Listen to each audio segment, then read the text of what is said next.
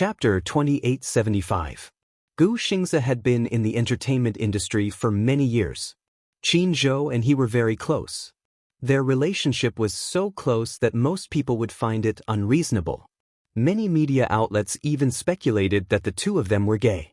They said that Qin Zhou and Gu Xingze did not cheat on each other and that their sexual orientation was not normal. However, in fact, it would not be appropriate to use the phrase, close as brothers, to describe the relationship between the two of them. Qin Zhou saw Gu Xingze as family, while Gu Xingze saw him as a lighthouse.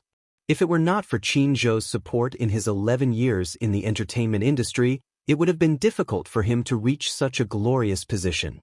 However, he was more grateful to Qin Zhou because this man understood him and understood him. He was also the only person who could walk into his heart. Qin Zhou obviously could not accept this reality. He held Gu Xingze's face and pressed his forehead against it. However, he could only feel the coldness from deep within his skin. There was no warmth. He was no longer around, leaving behind such an empty shell. No matter how he called out to him, he would never wake up again. Qin Zhou gripped the bedsheets tightly in pain. He obviously could not accept such bad news. Gu Jinglian stood at the side and watched this scene. His face also softened a little. The separation of life and death was enough to deeply affect anyone with a heart of stone. Ji Lin also arrived quickly. Many of Huan Yu's executives followed closely behind. Ji Lin walked to the door and instructed them to wait at the door before he walked in. When he walked to the bedside and saw the scene, his entire face twitched. "What's going on?" Qin Zhou looked at him with reddened eyes. His lips could not help but tremble. Ji Lin saw him and frowned. However, he could not bear to reprimand him. He only said, "Pull yourself together. We still need you to follow up on the follow-up matters." Is my most important friend. Over 10 years of friendship is more important than family. Qin Zhou choked. How can I not be sad that he's gone? How can I not be sad? You told me to pull myself together, but how can I pull myself together? Sigh. Ji Lin sighed helplessly. Qin Zhou, there are media outside the door. I've already sent people to seal off the hospital, but I'm afraid it'll be difficult to stop those media. Last time, paparazzi sneaked into Lu Jingtian's morgue to take photos of her body and publish them online. I don't want such a thing to happen to Xingze. Qin Zhou clenched his fists tightly. The news of Xingze's death should be announced to the public. This matter has already spread like wildfire among so many people in the hospital. We won't be able to keep it a secret for long. D***minute. Qin Zhou cursed angrily. Which bastard spread the news? Xingze is very popular and has a very high national profile. He can cause a commotion on the streets. There are definitely many people who would recognize him, especially nurses, especially those nurses. On my way here, I saw many nurses crowding around the door, looking around with red eyes. I'm afraid they want to come in to pay their respects. Qin Zhou immediately declared, no outsiders are allowed to enter this place. So, I'll need you to settle the rest of the matters. At least don't let's at least, Don. Okay, I understand. Qin Zhou pulled himself together and straightened his body. However, when he looked at Gu Xingze again, the corners of his eyebrows twitched again. He could not bear to see it, but he could not bear to look. He could not bear to. He really could not. Chapter 2876.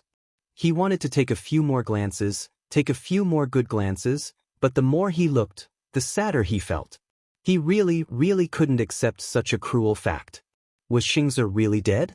Soon, like those who had died, he would turn into a small pile of ashes in the funeral parlor and be buried in a dark grave, never to see the light of day. Qin Zhou suddenly felt very sad, and he couldn't stop his tears.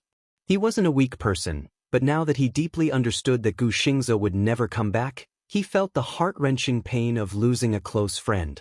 Qin Zhou tried to restrain himself again and again before he forced himself to stand up. He gently reached out to close the superstar's eyes, which had not been tightly shut. Didn't you always say that you wanted to have a good sleep? Qin Zhou looked at him and frowned, but he forced a smile. Now, you can have a good rest. Leave the rest to me. He turned around and slowly walked away.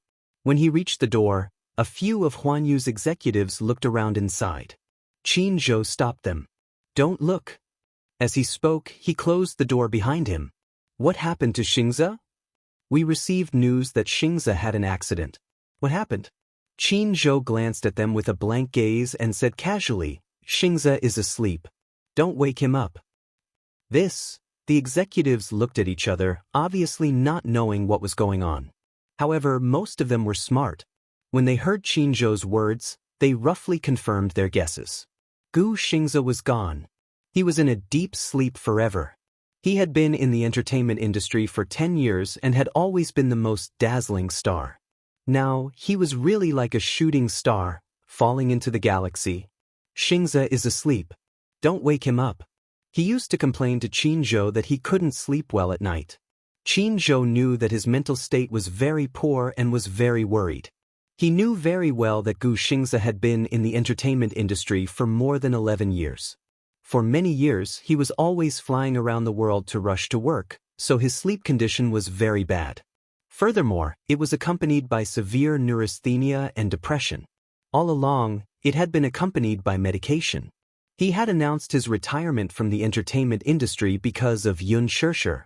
More importantly, his personal doctor had repeatedly advised him to go to America for treatment of his depression. Gu Xingze also gave up. However, the announcement of his withdrawal from the entertainment industry was too sudden and caught Qin Zhou off guard. Why did he fall in love with Yun Shirshir? It was probably because Yun Shirshir was the only ray of light that could expel the darkness in his heart. However, there were some things that could not be forced. He really couldn't force it. However, he had thought of countless possibilities regarding his future. Perhaps he would be cured of his depression in the United States. Perhaps, in a foreign country, he had met a suitable girl and was in love with her.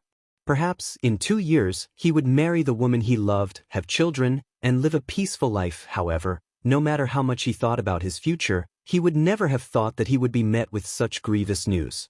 How could he accept this? Qin Zhou only thought that he was asleep.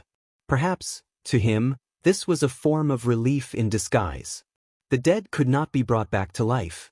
He only hoped that he could rest quietly. Chapter 2877.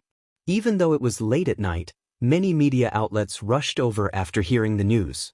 They waited outside the hospital door stubbornly, waiting for the breaking news at the first opportunity.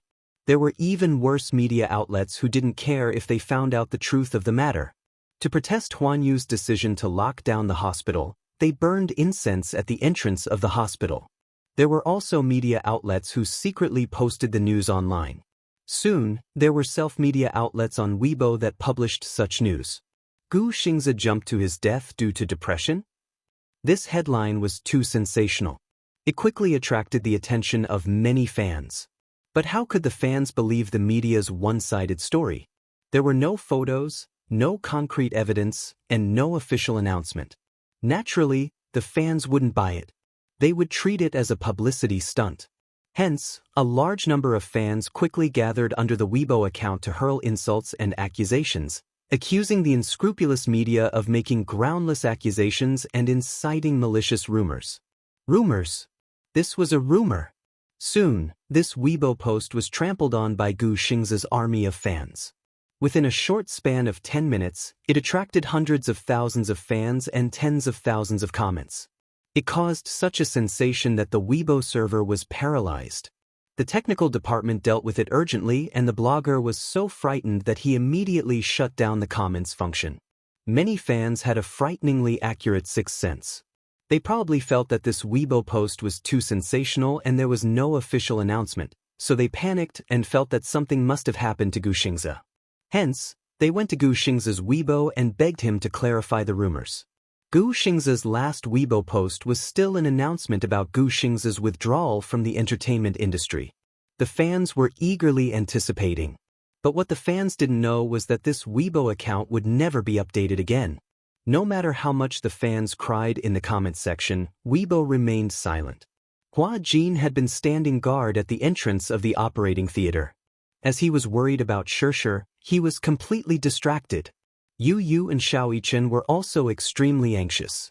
They didn't rush over immediately, so they didn't know what was going on with their mommy.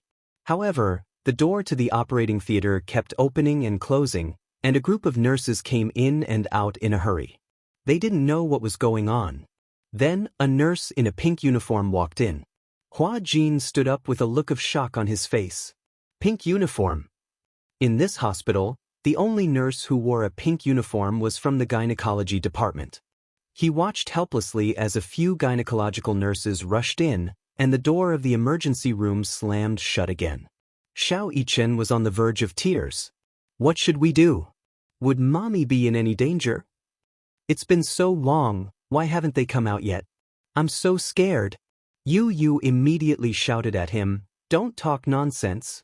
Mommy will be fine. Xiao Yichen's face was filled with tears. He felt extremely wronged. Qin Zhou, who had just walked out, heard Xiao Yichen's voice and walked over curiously. When he saw that they were there as well, he was even more confused. Why are you guys, Qin Zhou? Hua Jin jumped to his feet. Qin Zhou was Shishi's manager. Seeing him, his anxious heart finally calmed down temporarily. Hua Jin, Shishi is in the middle of an emergency surgery. Chapter 2878. When Qin Zhou heard Hua Jin mention Gu Xingze, his expression darkened and he frowned. Xingze is gone. Hua Jin was stunned for a few seconds. He quickly understood what he meant by gone. How could that be? He was in disbelief. When Yu heard this, she hurried over and asked, Uncle, what did you say? Uncle Xingze is gone? But Qin Zhou suppressed his grief and said in a low voice, let him rest well. He's been through a lot all these years. Both of them fell silent. Yu also looked regretful. Qin Zhou recalled what Hua Jin had said earlier and was suddenly jolted awake. What did you say? Shishi is in the operating theater. What's wrong with her? She was sent in with Xingze. I don't know the details. I didn't come early, but I heard that her face was covered in blood. I don't know where she was hurt. When Qin Zhou heard this, his expression turned serious. Why didn't you call me to inform me? I thought you knew. Hua Jin was a little annoyed. I saw you entering the hospital just now and hurrying off in another direction with a group of people. I thought you knew about Shishi's matter, but I didn't expect Xingze. How long has Shishi been in the operating theater? About 2 hours. Then, did you inform Chairman Mu? Hua Jin immediately said, he was the one who informed me first. After that, he said that he had something urgent to attend to and left first. He asked me to stay here and take care of her. Why isn't Daddy back yet? Xiao Yichen mumbled in confusion. Yu immediately said, he probably had something important to attend to and didn't have time to explain it to us. Qin Zhou suddenly felt troubled. In just one night, both of them had met with mishaps. He still didn't know how to handle Gu Xingze's matter or how to announce this bad news to the public. If the fans knew about this, they would definitely be devastated. However, he couldn't hide it for long. Many people in the hospital had seen Gu Xingze's remains and knew that Gu Xingze was dead. Even if Huan Yu did not make any official announcement, the news would spread like wildfire. At that time, it would inevitably be a little tricky. Qin Zhou had to consider this carefully. But now that something had happened to Yun Shishi, he felt even more depressed. Hua Jin was so anxious that his forehead was covered in cold sweat. Qin Zhou immediately comforted him. Don't worry, since you stay here to guard her, if you lose your sense of propriety, who will take care of Shishi? How can I not be worried? It's been so long and he still hasn't come out. Hua Jin was about to cry. Qin Zhou was about to say something. However, the door to the emergency room was suddenly pushed open. The nurses pushed the door open and walked out with a tray in their hands. On the tray was a gauze stained with blood. Hua Jin was frightened when he saw this. He immediately went up to the nurses and asked, Nurse, what's going on inside? The nurse looked him up and down and asked, Are you her family member? Hua Jin nodded solemnly. The nurse asked a little angrily, The patient is pregnant. Did you know about this? What? Hua Jin was shocked and Qin Zhou was even more stunned.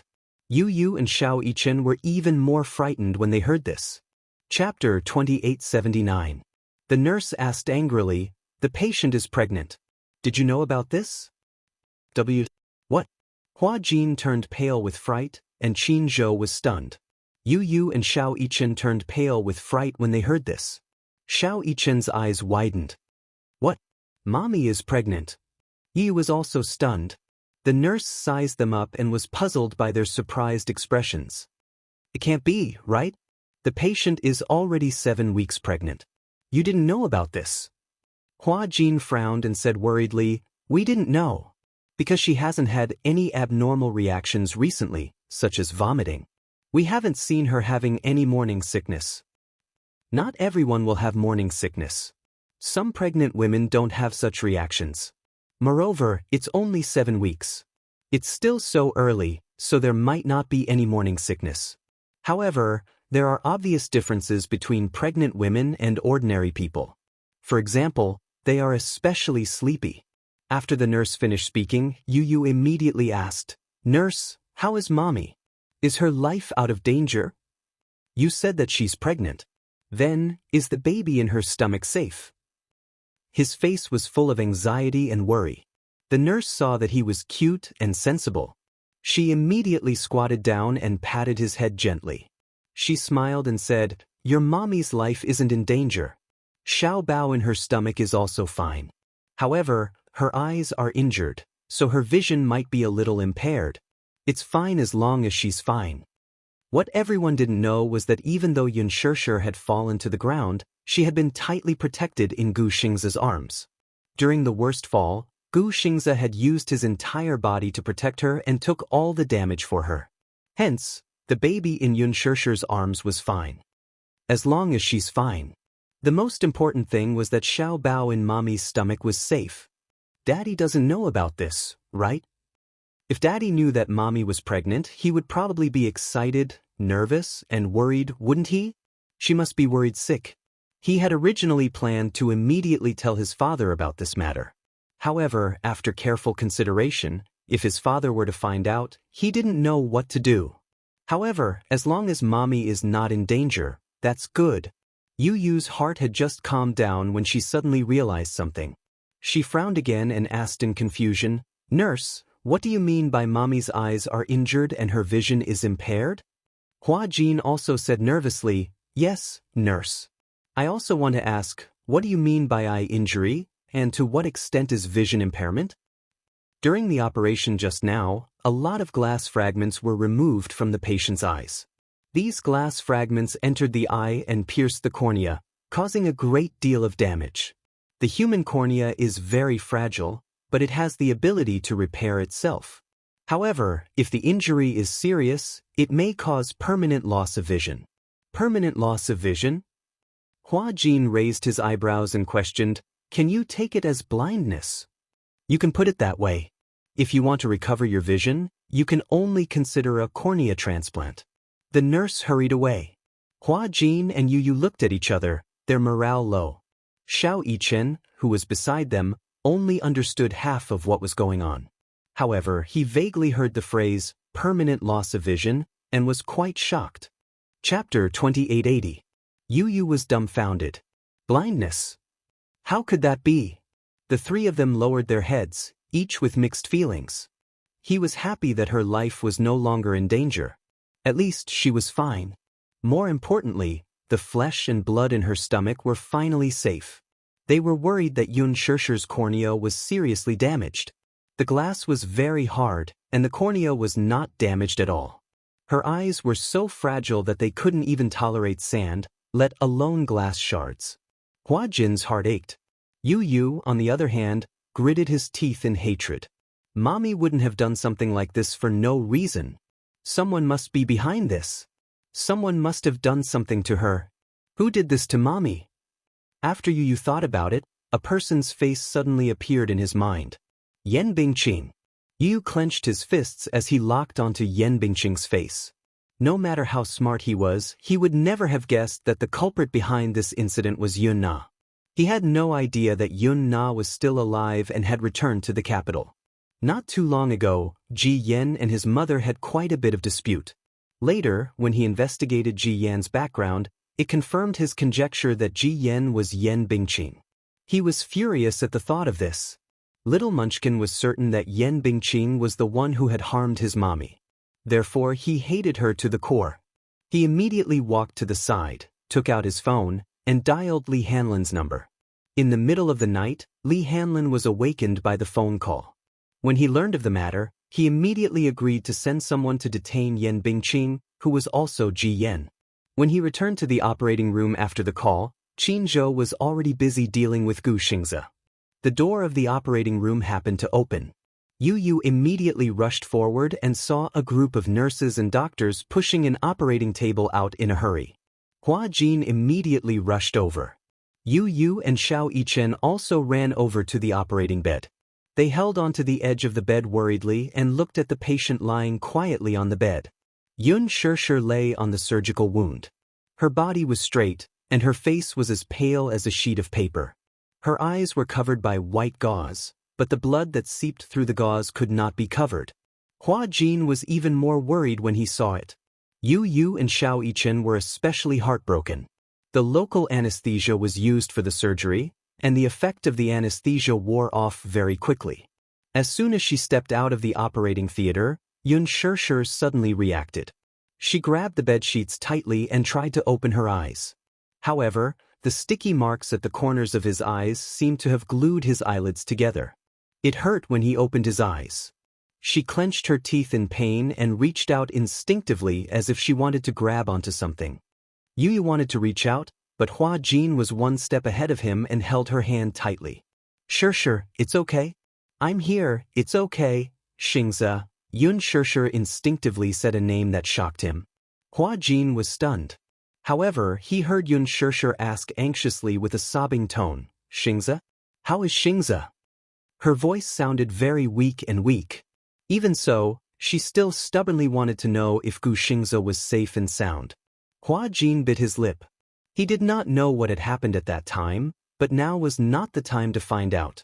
They had just come out of the operating theater, so the first thing they should do was to have a good rest.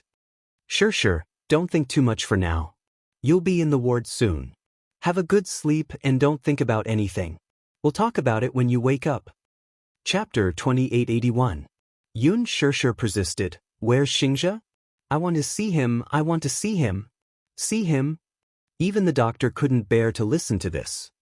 Miss Yun, your eyes can't see normally now. If you want to see anyone, you have to wait until your eyes recover. My eyes aren't important. What's important is... Seeing that she couldn't communicate with them normally, Yun Shirshir tried to get up. Hua Jin immediately held her down. Shirshir, listen to me. Don't mess around. In your current condition, you can't get out of bed at all. Why didn't you tell me about Xingze's condition? Yun Shirshir turned her head to him. Her lips were trembling and extremely pale, as if they had been brushed with a layer of powder. Is he? She suddenly reached out and grabbed Hua Jin's wrist tightly. A tear quickly flowed down along with a light amount of blood. Is he okay? Please, tell me. Hua Jin couldn't bear to tell her the truth. At the side, Yu Yu mustered his courage and said, Mommy, don't ask any more. I just heard that Uncle Xingze has fallen into a deep sleep forever. The child had a delicate mind and wasn't good at using such a cruel word like dead.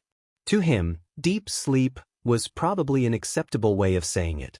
When Yun Shirshir heard this, her expression froze. Her body froze as if she had turned into a fossil and she didn't move at all. All of a sudden, she laughed. Apparently, she didn't think so. Impossible. He can't be dead. You're lying to me. Seeing her like this, Yu Yu's heart ached so much that he almost suffocated. He would rather suffer such pain than see his mommy trapped in such a cruel hell. It's impossible for him. It's impossible for him to die so easily. Yun Shirshir's lips suddenly parted into a smile, but the expression on her face was very hollow, as if it would completely collapse in the next second. Everyone noticed her abnormality, probably because it was hard to accept such a sudden change. Hua Jin's heart ached as he covered the back of her hand and comforted her. Shirshir, don't be sad. The most important thing right now is to think about how to take care of yourself. How can I not be sad? Without any warning, she started to cry hysterically. It's all my fault. It's all my fault. I want to see him, I want to see him. Even if it was the last time, Yun Shirshir got up abruptly. The operating table was still moving. She jumped off the bed without thinking and fell to the ground. The retention needle in his hand fell off, and blood splattered all over the floor. She didn't care about the pain from the fall and hurriedly got up from the ground. She stood up with difficulty and her hands fumbled around randomly. When Hua Jin saw this, he immediately rushed forward and hugged her shoulders. Shirshir, calm down. Can you calm down a little bit? Don't be like this. Don't punish yourself like this. Yu and Xiao Yichen also rushed over and each held one of her arms. Mom, don't scare Yu. Don't force yourself, okay? If Uncle Xingze was still alive, he wouldn't want to see you like this. I'm guessing that Uncle Xingze must be trying to protect Mommy. Uncle Xingze must be relieved that Mommy is safe and sound. So, Mommy, don't let Uncle Xingze down. Chapter 2882. If it weren't for me, he wouldn't have died. It's all my fault. Yun Shirshir was utterly defeated and burst into tears. Yu's heart ached when he heard that. Uncle Xingze was dead. He was even more worried that Mommy would live in guilt forever. In this world, the heaviest and most unbearable thing was guilt. He was grateful for Gu Xingze's sacrifice, and his heart ached for Uncle Xingze's devotion to Mommy. However, his heart ached even more for Mommy, who would forever live in self-blame. Yun Shirshir pursed her lips and her tears fell uncontrollably. She choked and said, "At least let me see him one last time. At least let me see him again. It's okay if I can't see him." Hua Jin took a deep breath and said, "Okay, I'll think of a way." 20 minutes later, Hua Jin helped Yun Shirshir to the door of the morgue. Based on Qin Zhou's verbal instructions, the two of them were let in as usual. Yu and Xiao Yichen were left outside. Yun Shirshir couldn't see anything. Hua Jin helped her to a place and stopped in his tracks. She knew that the place beside her was probably where Gu Xingze was parked. Yun Shirshir sucked in a breath of cold air. Only then did she reach her hand in slowly. Her fingertips came into contact with a frightening coldness. It was so cold. It was unbelievable. Why would a person's skin become so cold after losing their body temperature after death? Touching such cold skin, Yun Shirshir found it even harder to suppress the pain in her heart. Tears were about to fall again. Xingze, thousands of words escaped from her throat, but it was filled with guilt. "I'm sorry." She collapsed to the ground weakly and knelt by the bed. She fumbled around and grabbed his curled hand. His slender fingers were extremely cold, without any warmth. She grabbed his hand, but she couldn't get anything in return. Her heart was filled with anticipation. In the next second, he quietly held her hand.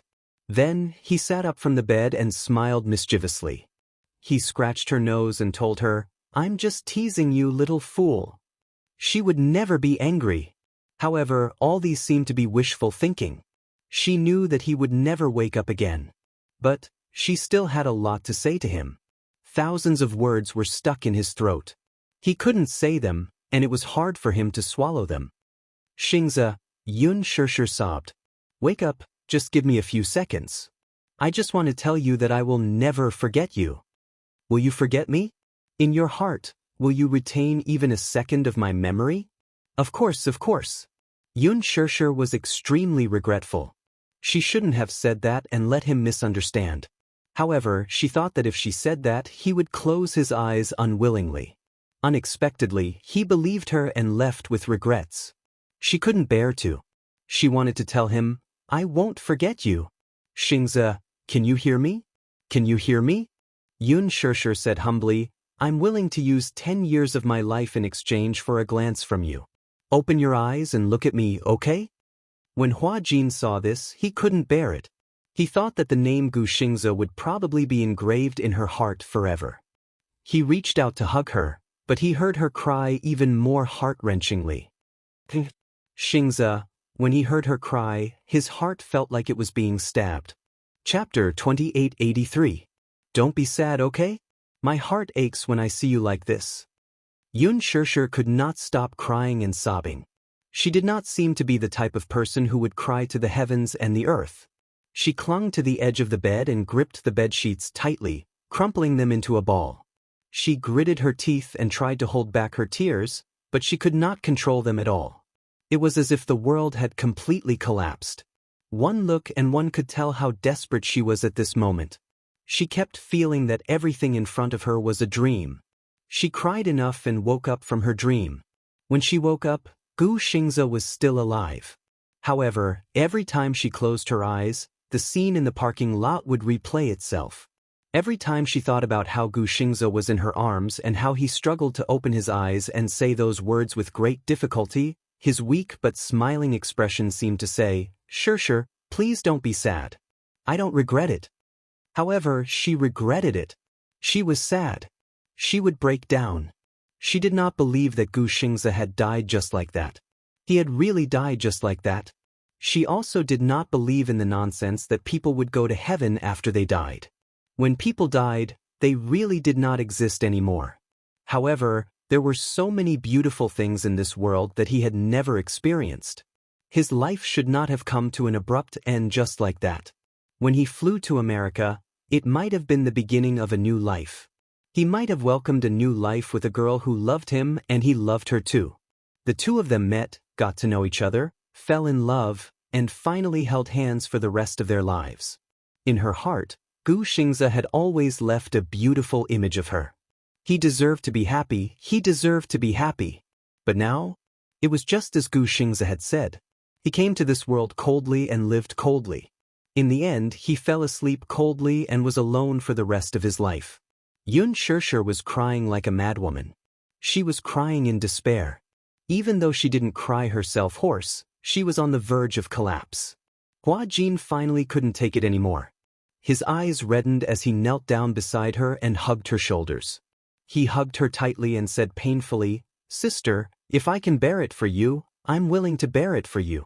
But don't force yourself like this, okay?" Hot tears fell on her shoulders. Hua Jin also began to cry sadly. The dead cannot be brought back to life. No one would have expected such a thing to happen.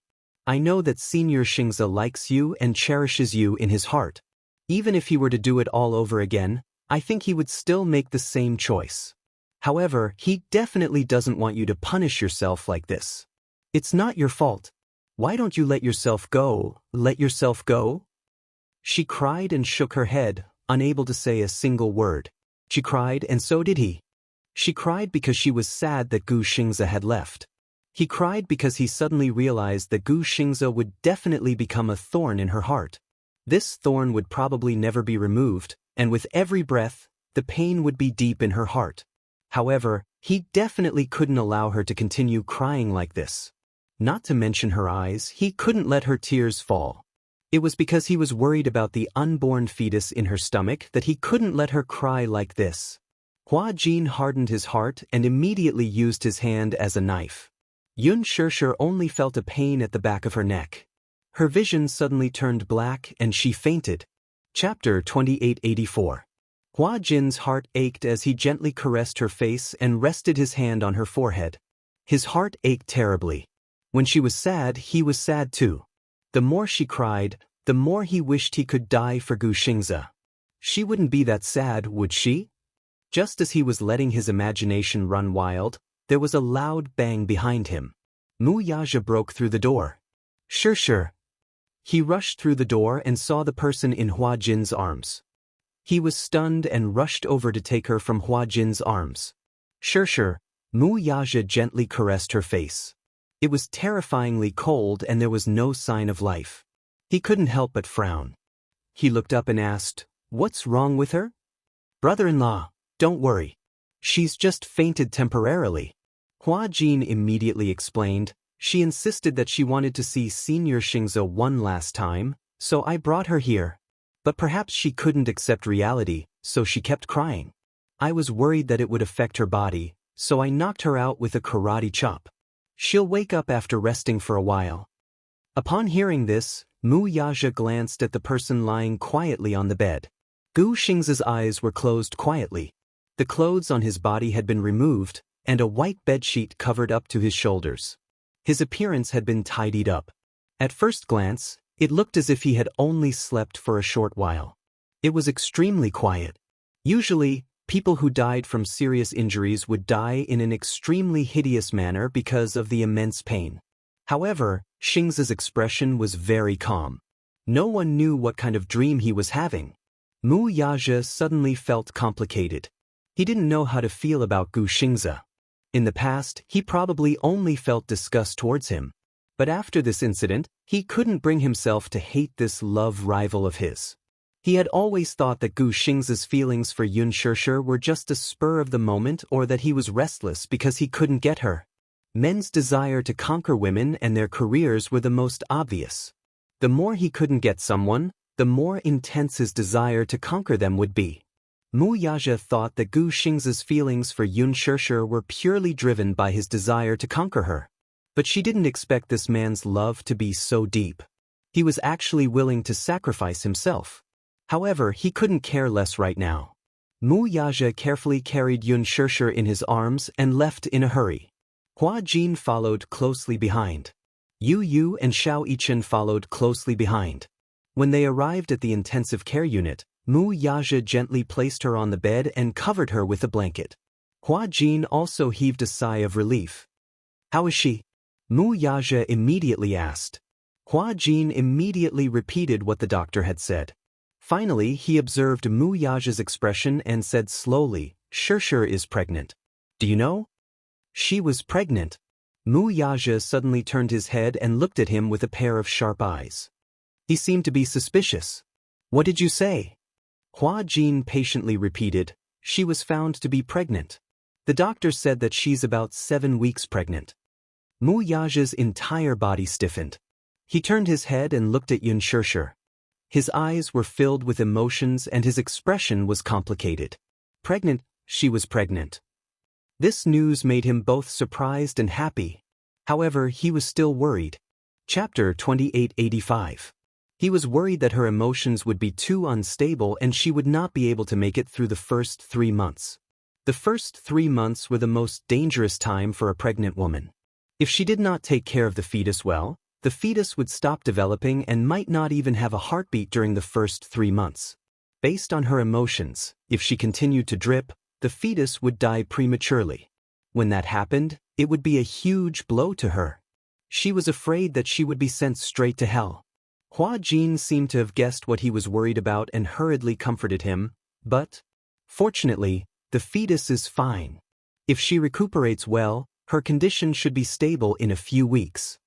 Mu Yaja leaned on the bed and held her hand with heartache. He stabilized the back of her hand and gently pecked her fingertips. "She will get better," he said softly. It was not clear if he was comforting Hua Jin or Yun Shishir. In the ward, when Yun Shishir woke up, her eyes were covered with heavy gauze. She could hear the doctor and Mu Yaja talking in a heavy tone. Mu Yaja sat by the bed expressionlessly and listened quietly.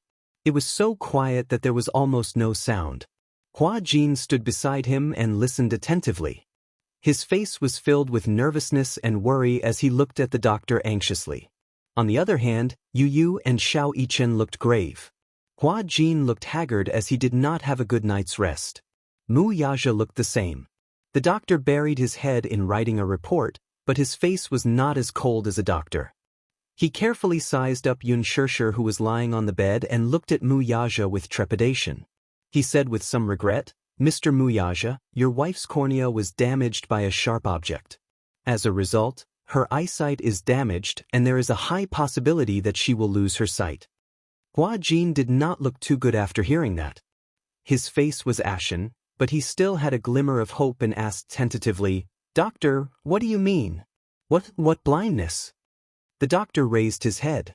Behind the thick lenses, there was a helpless look in his eyes. His tone was calm. "It means that her vision value is only 0.03. Her eyes have almost lost all vision and cognition. She can only slightly perceive light." Hua Jin blacked out. Yu Yu, who was standing at the side, staggered and almost lost his balance. Yun Shishir had already woken up. When she heard this conclusion, she could not help but clench her fists. Her throat tightened. At that moment, his heart almost fell into the abyss of despair.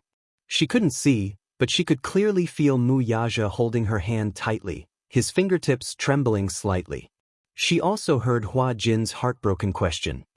Then Shershir's? Shershir's eyes can't be treated? Can't be cured? Not necessarily. If cornea transplantation can be considered, the sooner the better. After all, it is difficult to find donors in the medical institutions in China. Even if a suitable donor is matched, the surgery may not be successful.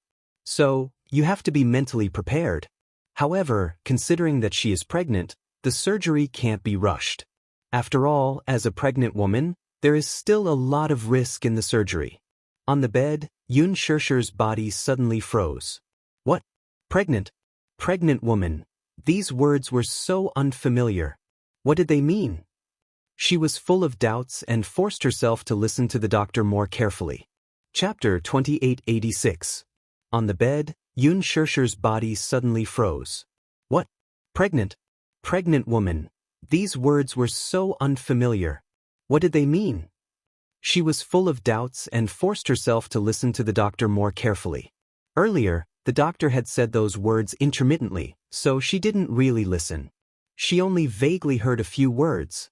Cornea transplant, pregnant woman. There was a huge risk in the surgery. However, this series of words was enough to shock her and make it difficult for her to digest. Was she pregnant? Yun Shershir was so nervous that her whole body tensed up. Mu Yaja sensed the hidden meaning in the doctor's words and couldn't help but frown. What do you mean? The doctor deliberated for a moment and observed his expression. Suddenly, he said slowly, my suggestion is that you can keep the child, but it might affect the cornea transplant surgery. After all, cornea donors are hard to come by. If you miss the opportunity, you might have to wait for a long time. In this way, if the surgery is delayed, you will inevitably feel regretful. Or you can keep the eye, abort the child as soon as possible, and perform the cornea transplant surgery as soon as possible. This is a safer plan. The doctor's cold words were still in their ears. However, those cold words undoubtedly pressed on their hearts, making the entire ward feel like it was covered in a layer of frost. Mu Yaja looked up and glanced at him. His tone was a little dangerous. Abort the child? The doctor said seriously, with her physical condition, the chances of her having children in the future are still very high. If the child is gone, she can have another one. However, if the cornea donor is missed, it's not something that can be obtained just because she wants it. Mu Yaja suddenly stood up and rushed to the doctor. He grabbed him by the collar and pressed him against the wall. The doctor only felt the back of his head hit the cold wall. His brain shook. When he opened his eyes again, he met Mu Yaja's cold and deep eyes. He couldn't help but be shocked. The cold gaze made him shudder. The doctor suddenly felt his hair stand on end. He was so scared that his voice trembled violently. Mr. Mu, let's talk nicely. Let's talk nicely. Mu Yaja coldly curled his lips and asked fiercely, whose child do you want to abort? Speak. Mu Yaja's blood had clearly rushed to his head. The cold aura on his body had completely spread throughout the ward, extending to every corner. The middle-aged man, who was almost in his 40s, was almost suffocated by Mu Yaja's dangerous gaze. Chairman Mu, please don't misunderstand. I'm doing this for your wife's sake. Is this for her sake? By aborting the child, you're forcing her to her death. Mu Yaja tightened his grip on his clothes. If he wasn't trying to control himself, he might have unconsciously strangled him. The doctor wanted to cry but had no tears. But, although it's cruel, these two plans are the most reliable. I warn you, don't even think about touching the child. The child must be saved.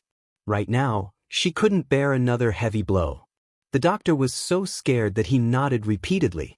Mu Yaja loosened his grip on the man, and the latter immediately scrambled out of the ward. Hua Jin vaguely heard movement from the bed. He turned his head and saw that Yun Shershir had woken up. She sat up and gently leaned against the back of the bed. Shershir, you're awake. When Mu Yaja heard that, he looked back in shock but met her cold eyes. Chapter 2887. When Mu Yaja heard this, he turned around in shock and met her cold eyes. She couldn't see anything. She could only vaguely make out a black silhouette in the hazy light. However, this silhouette was too blurry.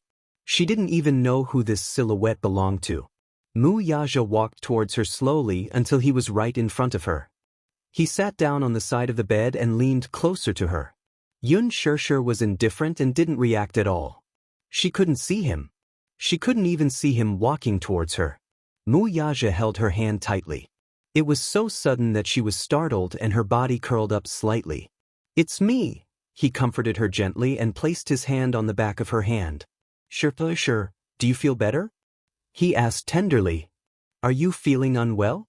When Mu Yaja saw that she didn't say a word and was extremely quiet, his eyebrows furrowed even more. His heart ached as he kissed her fingertips. His throat was slightly hoarse. Sure, don't scare me. It's okay that you can't see. You still have me. But don't keep quiet." Yun Shirshir opened her mouth, but her throat was hoarse from crying and she couldn't make a sound. Yu and Xiao Yichen came over and stood on both sides of the bed. They looked at Yun Shirshir worriedly. "Mommy, say something." Yu choked and said, it's okay now." Yu, Xiao Yichen, Daddy, and Uncle Huajin are all here to protect you. We won't let you get hurt again. Children were sensitive and knew that the person who had regained consciousness was probably still in a daze and was still in a state of panic. He comforted her immediately and hoped that she wouldn't be afraid again. Yun Shirshir couldn't help but clench her fists. She bit her lip and lowered her head. The first words that came out of her mouth were 3 words. "I'm sorry." Everyone was stunned. Hua Jin walked over and said angrily, "Why are you apologizing for no reason?" "I'm sorry." Yun Shirshir only cared about apologizing and kept saying, I'm sorry. I can atone for my sins in any way. I can even exchange my life for it. I'm sorry." Mu Yaja couldn't stand it and hugged her tightly. Shirshir, did you hear what the doctor said? Our child is in your womb now." Yun Shirshir's eyes gazes and couldn't help but feel suffocated. Child? It turned out that what she had heard earlier was she really pregnant? Maybe it's a little princess, or maybe it's a mischievous little fellow. No matter if it's a boy or a girl, I like them all. I love them all. Hearing this news, I was pleasantly surprised. As he spoke, he hugged her shoulders and gently kissed her trembling lips. "That's why you have to take good care of your body, okay? I'm sorry, don't say sorry again." Mu Yaja's tone was full of pleading. "You didn't do anything wrong. No one blames you. Don't say sorry. I don't want to hear it." Hua Jin also said, Sure, did you hear that? You have a Xiaobao baby. The baby is in your womb now." Chapter 2888. Yu added, "But it's still very young, so we can't tell if it's a boy or a girl. It'll be great if it's a little princess. Daddy has always wanted a little princess." Xiao Yichen said. "Daddy said that he'll love both boys and girls." Yu immediately added. His clear eyes looked at Yun Shirshir's tummy with curiosity and love. Then he said gently, "I'll love Xiaobao a lot too.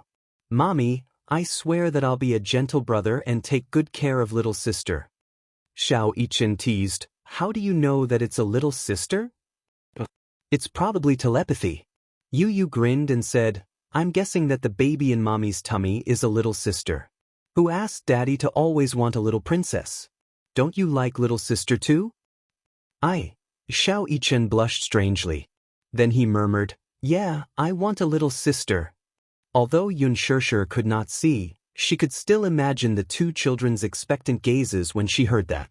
Mu Yaja gently placed his hand on the back of her hand and called out to her gently, Shirshir, you still have me, you and Xiao Yichen. You also have a 7-week-old baby in your tummy. She's very lucky and strong. The doctor said that it's a miracle that she was able to survive under such terrible circumstances." Yun Shirshir's heart skipped a beat. "She's very lucky, she's very strong." Yun Shirshir's lips suddenly trembled. Her voice trembled as she said, "At that time, the car almost hit me and ran me over." She couldn't help but recall that scene. As she held her cell phone, she felt the oppressive high beams of the car behind her blinding her eyes.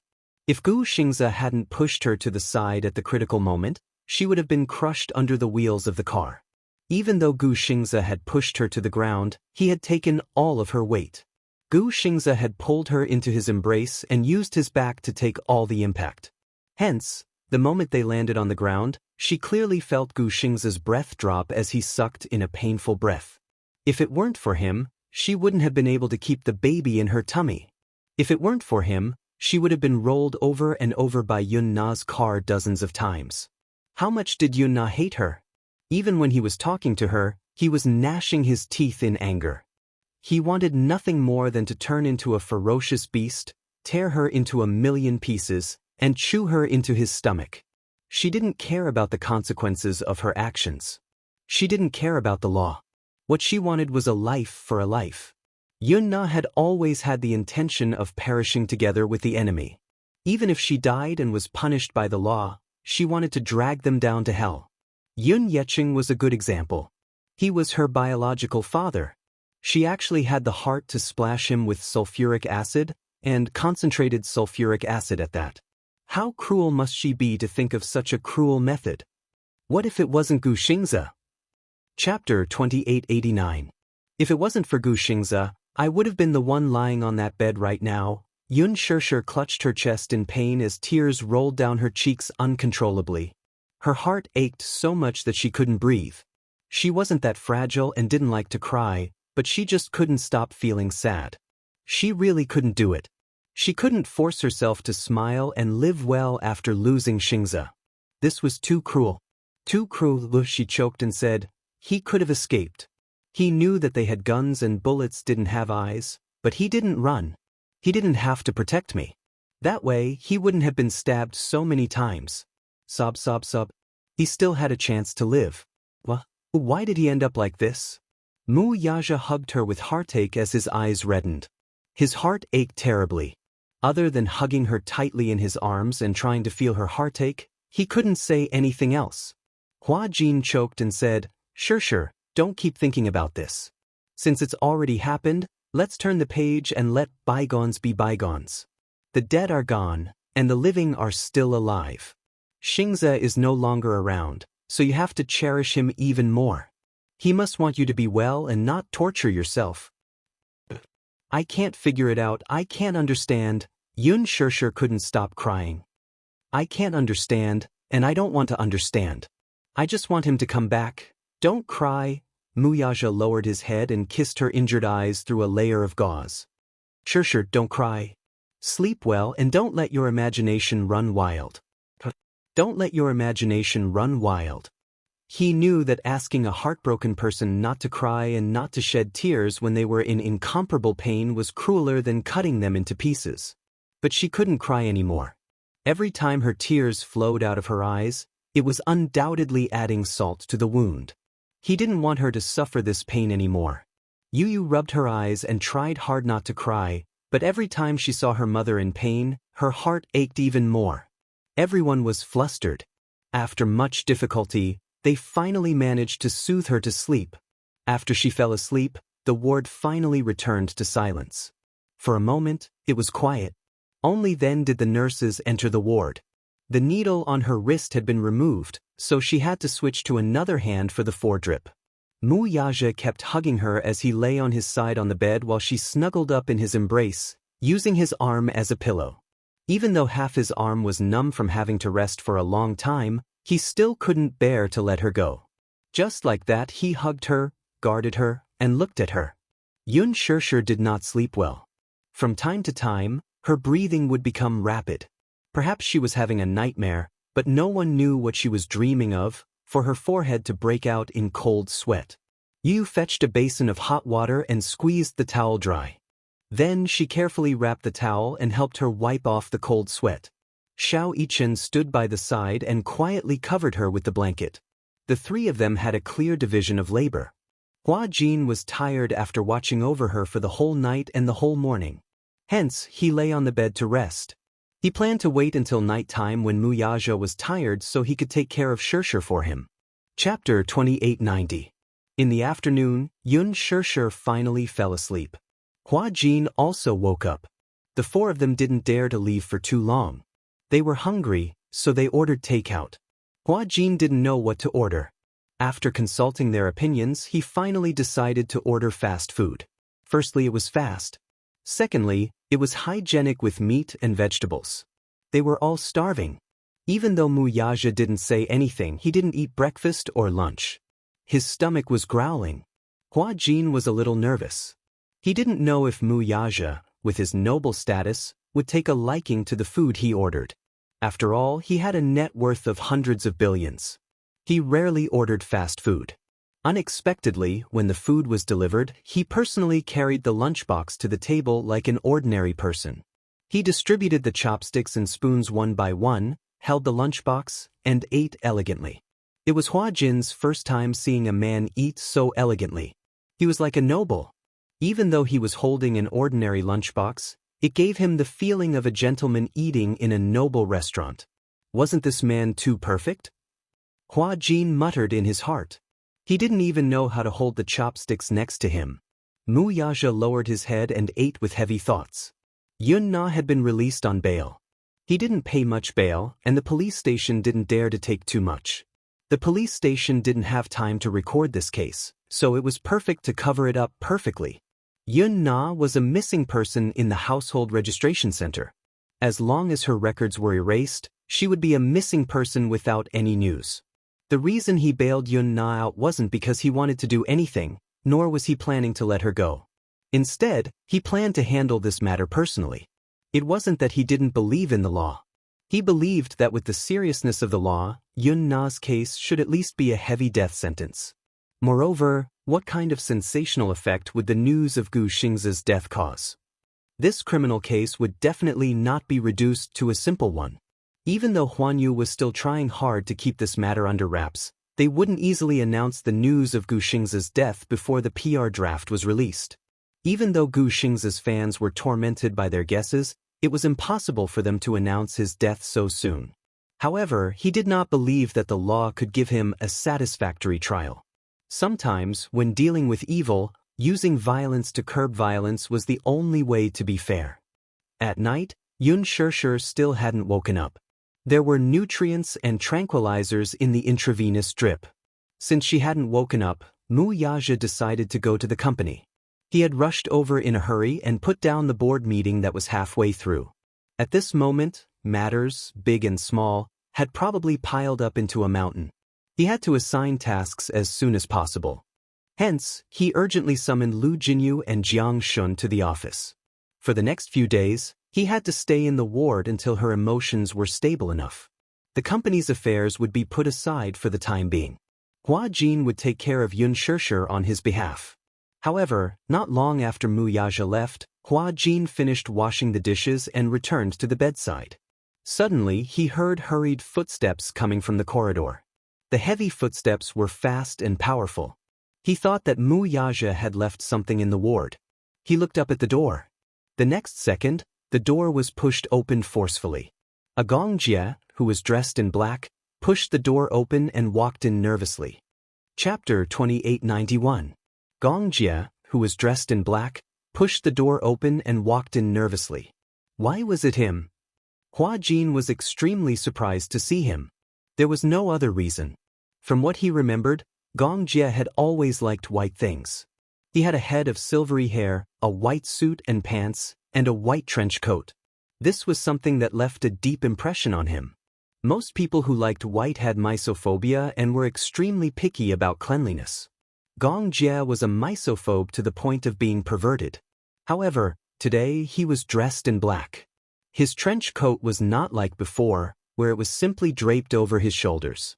Instead, it covered his entire body, as if he was trying to hide something. Gongjie pushed the door open and walked in. He immediately saw Yun Shishir lying quietly on the bed. He looked nervous for a while and immediately rushed to the bed. "Sis," Hua Jin immediately said. "She finally fell asleep. Don't wake her up." Gongjie looked at him and immediately stopped talking. All of a sudden, Hua Jin noticed a subtle movement. From the moment Gongjie entered the room until now, he had been holding his left shoulder with his right hand. His originally handsome and devilishly handsome face was now extremely pale, as if he was enduring something. God knew that when Yun Shirshir's phone was crushed by the car wheels and could no longer be reached, he did not care that he was still injured and was still recuperating. He immediately arranged for a flight and rushed over. Even though he was very resourceful, he was able to find the hospital where she was hospitalized without much effort. After finding out the ward, he rushed over. The hospital's elevator was always very congested. He could not wait for the elevator and ran all the way up the stairs. His forehead was still covered in sweat. When he ran, his movements affected the position of his wound. The wound probably split open a little and some blood seeped out, sticking to his clothes. This was also the reason why he deliberately changed into black clothes. If he wore white clothes, once the wound split open, it would be immediately obvious. Gong Jie sat on the side of the bed and leaned over to look at her. As soon as he entered the ward, he saw that Yun Shirshir's eyes were covered with 2 layers of gauze and there was a trace of blood seeping through. He couldn't help but be shocked. Gong Jie turned his head abruptly and questioned Hua Jin, "What happened to her eyes? Are you hurt?" Hua Jin immediately signaled him, "Don't be too loud." If it were any other time, if Hua Jin dared to order him like this, Gong Jie would definitely explode. He would even flip the bedside table. Alas, he had always been cautious when it came to Yun Shirshir's matters, so he immediately lowered his voice obediently. "Is her eye injured?" Hua Jin's lips twitched. He felt that no matter what it was, as long as it involved Yun Shirshir, Gong Jie would immediately turn from a mighty lion to an obedient and cute cat. This contrast was a little too great. Hua Jin immediately explained, "Her eyes are hurt, but other than that, she's mostly fine." What exactly happened? Gong Jie was halfway through his words when Yu walked into the ward from the balcony. Xiao Yichen also walked in. The 2 little lads washed their towels and hung them up to dry. When they saw Gong Jie, they were stunned. "Uncle?" Chapter 2892. Let's not bother about this for now. Gong Jie was not in the mood to explain this. He only wanted to know what was going on with the 2 layers of gauze on Yun Shirshir's eyes. Yu and Hua Jin looked at each other. From Hua Jin's words, Gong Jie roughly understood what had happened last night. Yu explained again, "Uncle Xingze was stabbed 4 times in the abdomen and waist to protect mommy. 2 of the wounds were fatal, and he went into shock due to excessive blood loss. In the end, when he arrived at the hospital, he had already lost all signs of life. As for mommy, because of an accident, glass splashed into her eyes and cut her cornea. She might not be able to regain her normal vision for a while." Xiao Yichen's heart ached as he said, "Mommy cried so hard because of Uncle Xingze. No matter how much we coaxed her, it was useless. She's probably sad." The doctor repeatedly reminded her not to cry or shed tears, but no one could persuade mommy. It wasn't easy for daddy to coax mommy to sleep, but she hasn't woken up yet. When Gong Jie heard this, his heart ached so much that it was about to bleed. He walked to the bedside and leaned over slightly. Looking at Yun Shirshir's sleeping face, his slender fingers gently stroked the gauze. The bleeding spot made his heart clench. Perhaps it was because they were twins. He could completely empathize with the pain that she could endure. He could feel her despair, her helplessness, her loneliness, and her pain that she had no one to vent to. All of this was difficult for ordinary people to understand. After all, the needle wasn't pricked on their own body, so they wouldn't know how painful it was. However, he had a magical sense. He could sense all of her emotions. After all, before they were born, they were already protecting each other. "How long is she going to sleep for?" His voice was soft as he couldn't bear to disturb her. "I hope that mommy can sleep a little longer. Otherwise, if she wakes up and keeps crying, it won't be good for her body. Her eyes are already like this, she can't cry anymore. Besides, if you keep crying, it won't be good for the baby in your tummy." Little Yichen added solemnly. Gong Jie was stunned. When she heard Xiao Yichen's last sentence, she couldn't help but fall into a daze. What baby?" For a moment, he did not understand what was going on. Yu said from behind, "Uncle, mommy is pregnant. There's a 7-week-old Xiaobao baby in her stomach." She's pregnant?" A look of surprise appeared on Gong Jie's face when he heard this. The doctor said that mommy was 7 weeks pregnant. I also felt that it was strange. During that time, Mommy's reaction was indeed a little abnormal. It was said that when she was filming on set, she had vomited a few times. I thought she had such a reaction because she was tired from filming. Yu was a little annoyed. He should have reacted in time, but he was careless. He only hoped that Mommy would give him and Xiao Yichen a little sister, so he didn't connect her abnormal reaction to the pregnancy. Gong Jie's gaze fell on her face. He doted on her. He even doted on the baby in her stomach, which was not even 2 months old. Fortunately, the heavens doted on her and the baby didn't die prematurely. It was saved. Thinking of this, Gong Jie's heart was more or less comforted. It's good that the baby is saved. Chapter 2893. After Gu Xingze's death was pushed back 48 hours, many fans could no longer hold it in. They found out the address from somewhere and ran to the entrance of the hospital to wait. At this moment, it was already raining heavily. The downpour came suddenly and fiercely. Even so, it was difficult to extinguish the anxious hearts of the fans. Many fans rushed to the scene and found that the entrance of the hospital was already guarded by many media reporters. The hospital was brightly lit and was in a state of alert. Many people also realized that the hospital's security had been strengthened. The hospital had even deployed a lot of police officers from the Ministry of Public Security to maintain order at the scene. The fans were not stupid.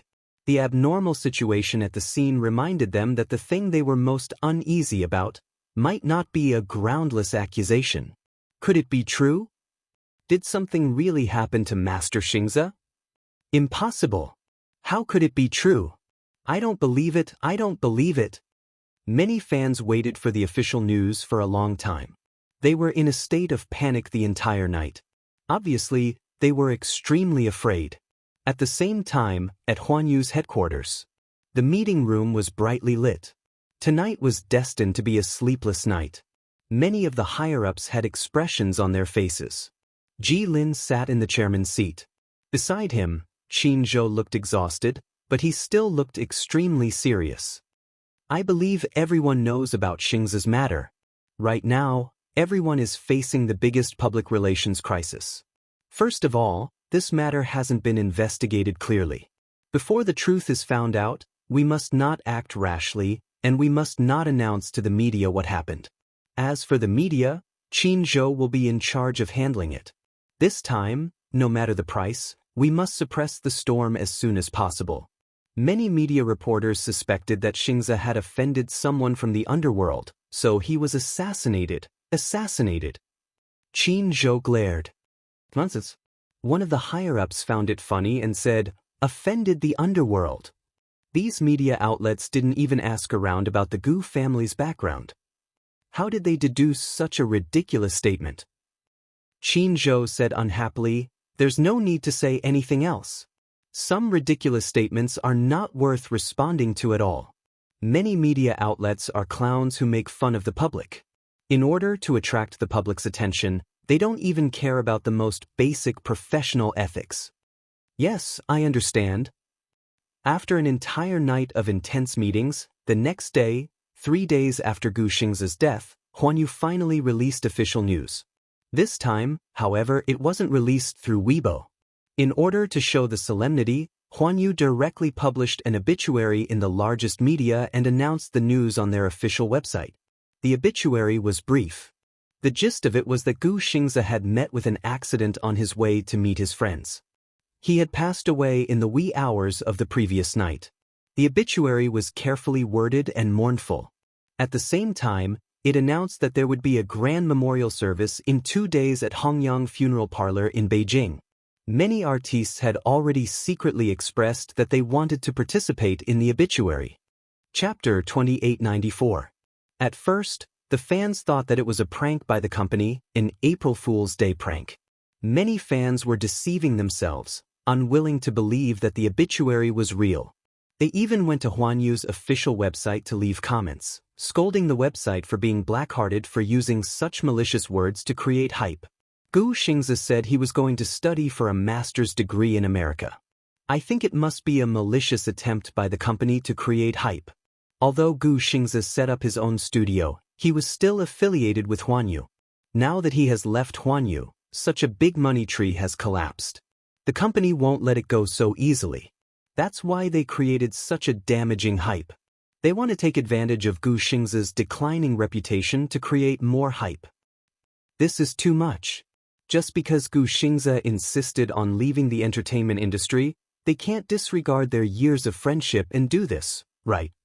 Xingze is so pitiful. To be accidentally killed, for no reason at all, how unlucky. However, the fans' self-deception was quickly slapped in the face. When many media outlets reposted the obituary on their official Weibo accounts, many A-list celebrities immediately stepped forward to repost it and post their condolences. Especially the directors and big-name producers who had worked with Gu Xingze before. All the fans were scared out of their wits by this huge memorial.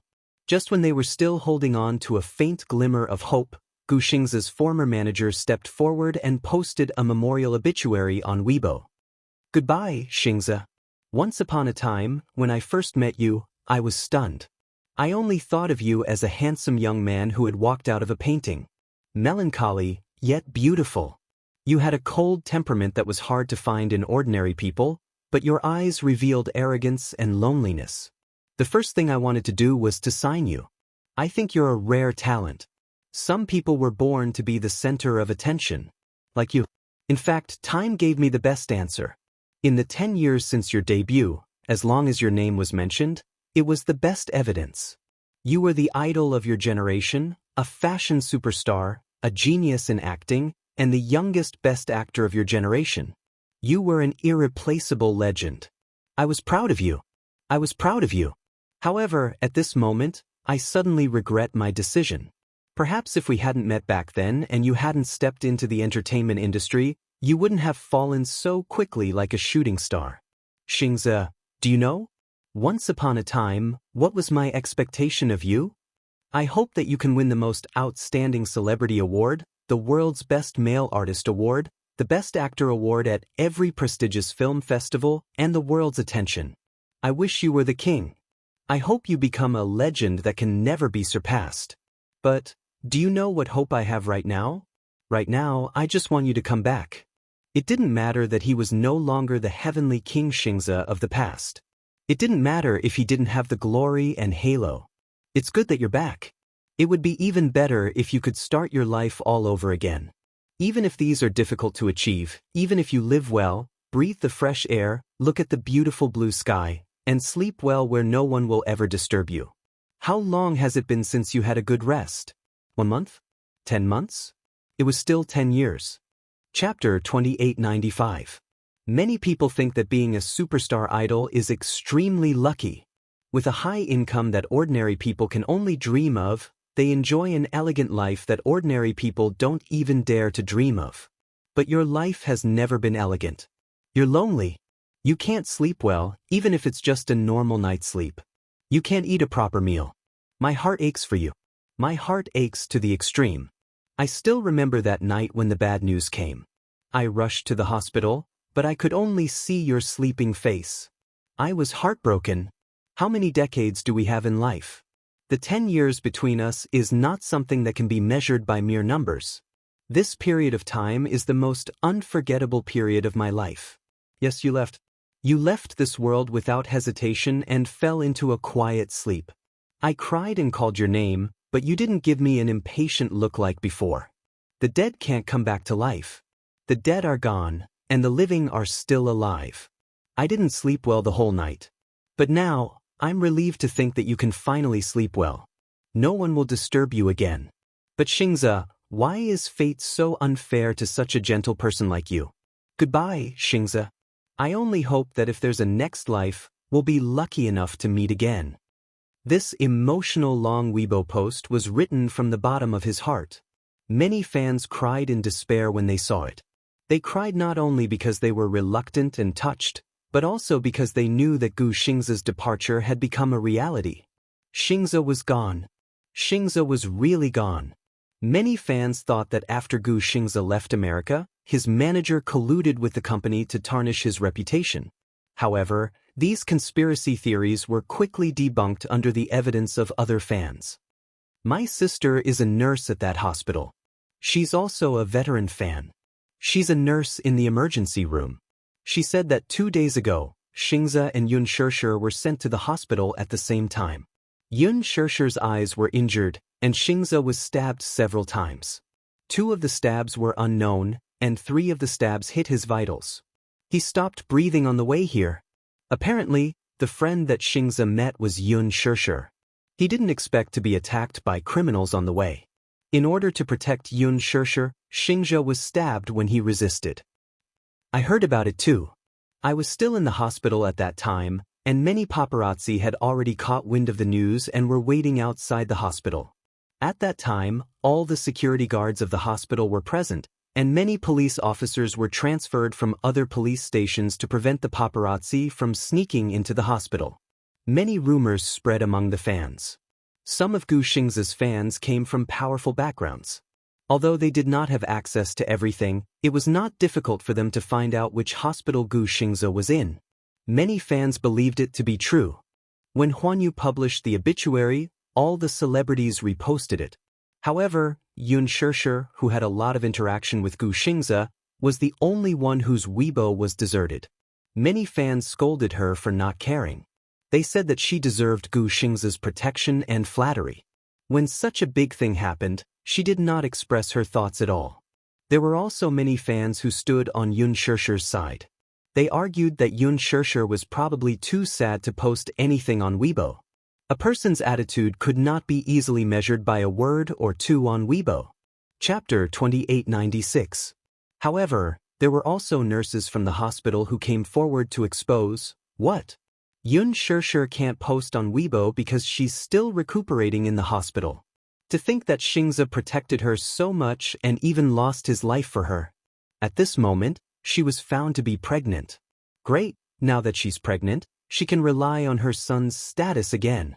The family is overjoyed, but poor Xingze is lying alone in the cold morgue, and she doesn't even look at him. Once this Weibo post was posted, it quickly became the headline.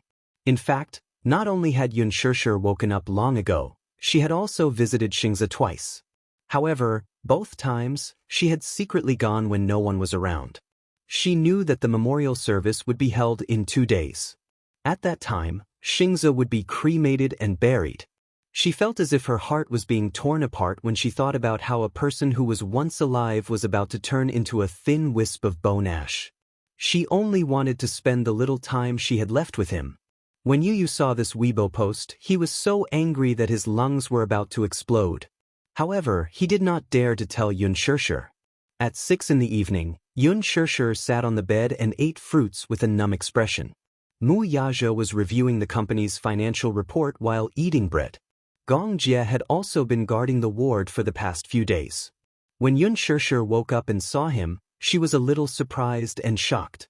She was so surprised that she did not mention Yun Yeqing's matter. When she was covering her forehead, she was not in the mood to care about his health. Her heart was in a mess. When she first woke up, she refused to eat anything. Gong Jie persuaded and begged her in every way possible before she finally drank some millet porridge.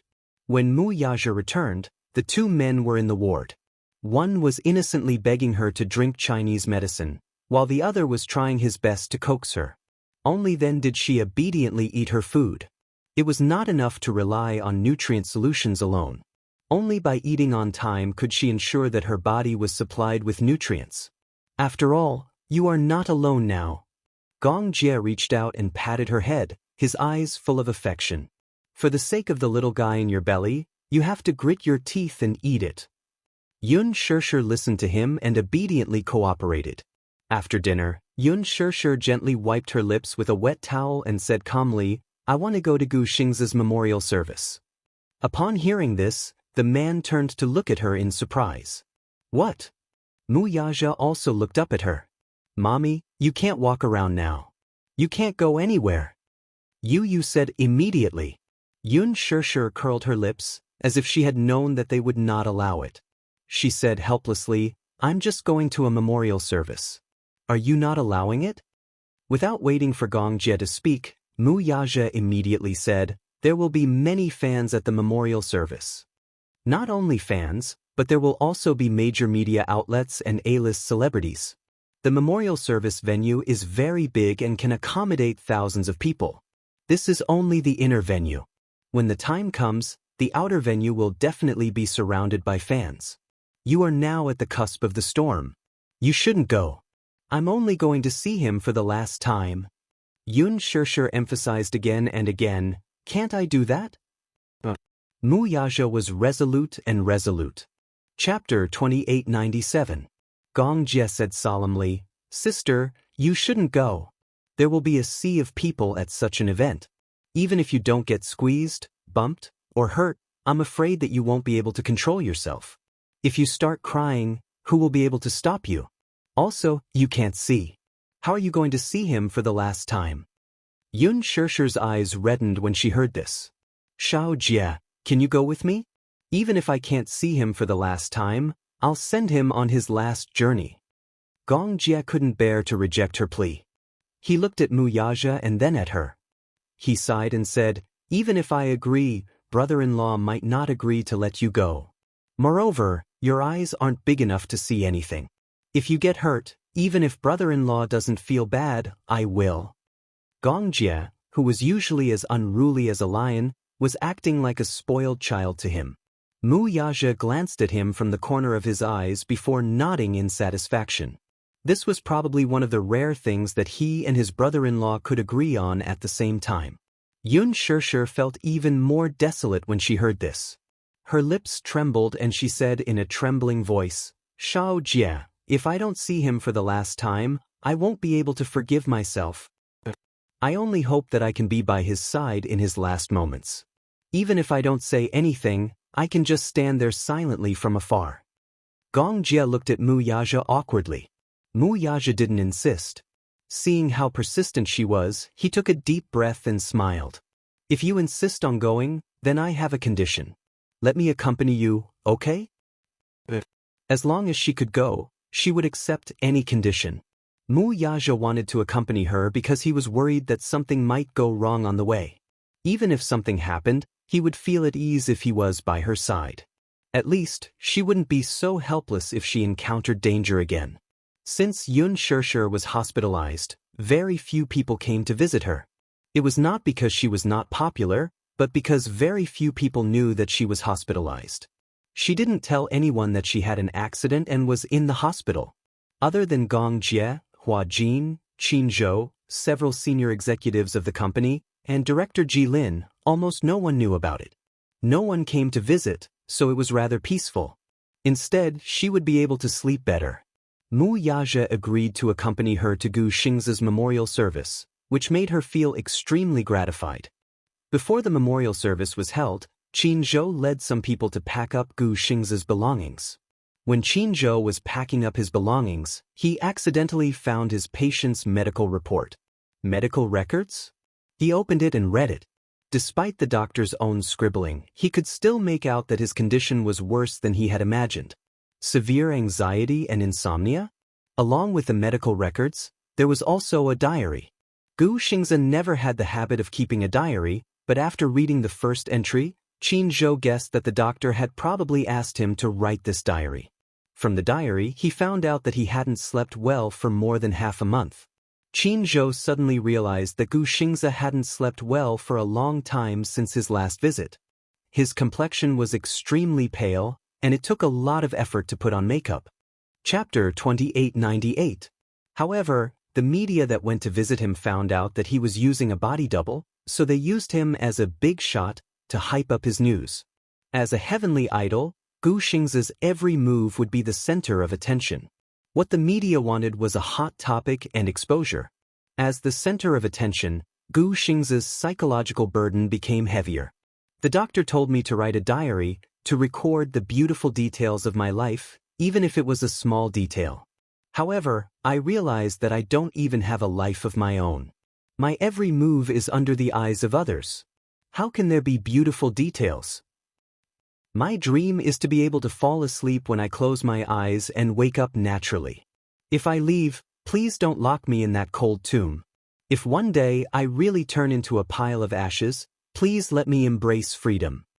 Qin Zhou closed the diary and did not force himself to finish reading it.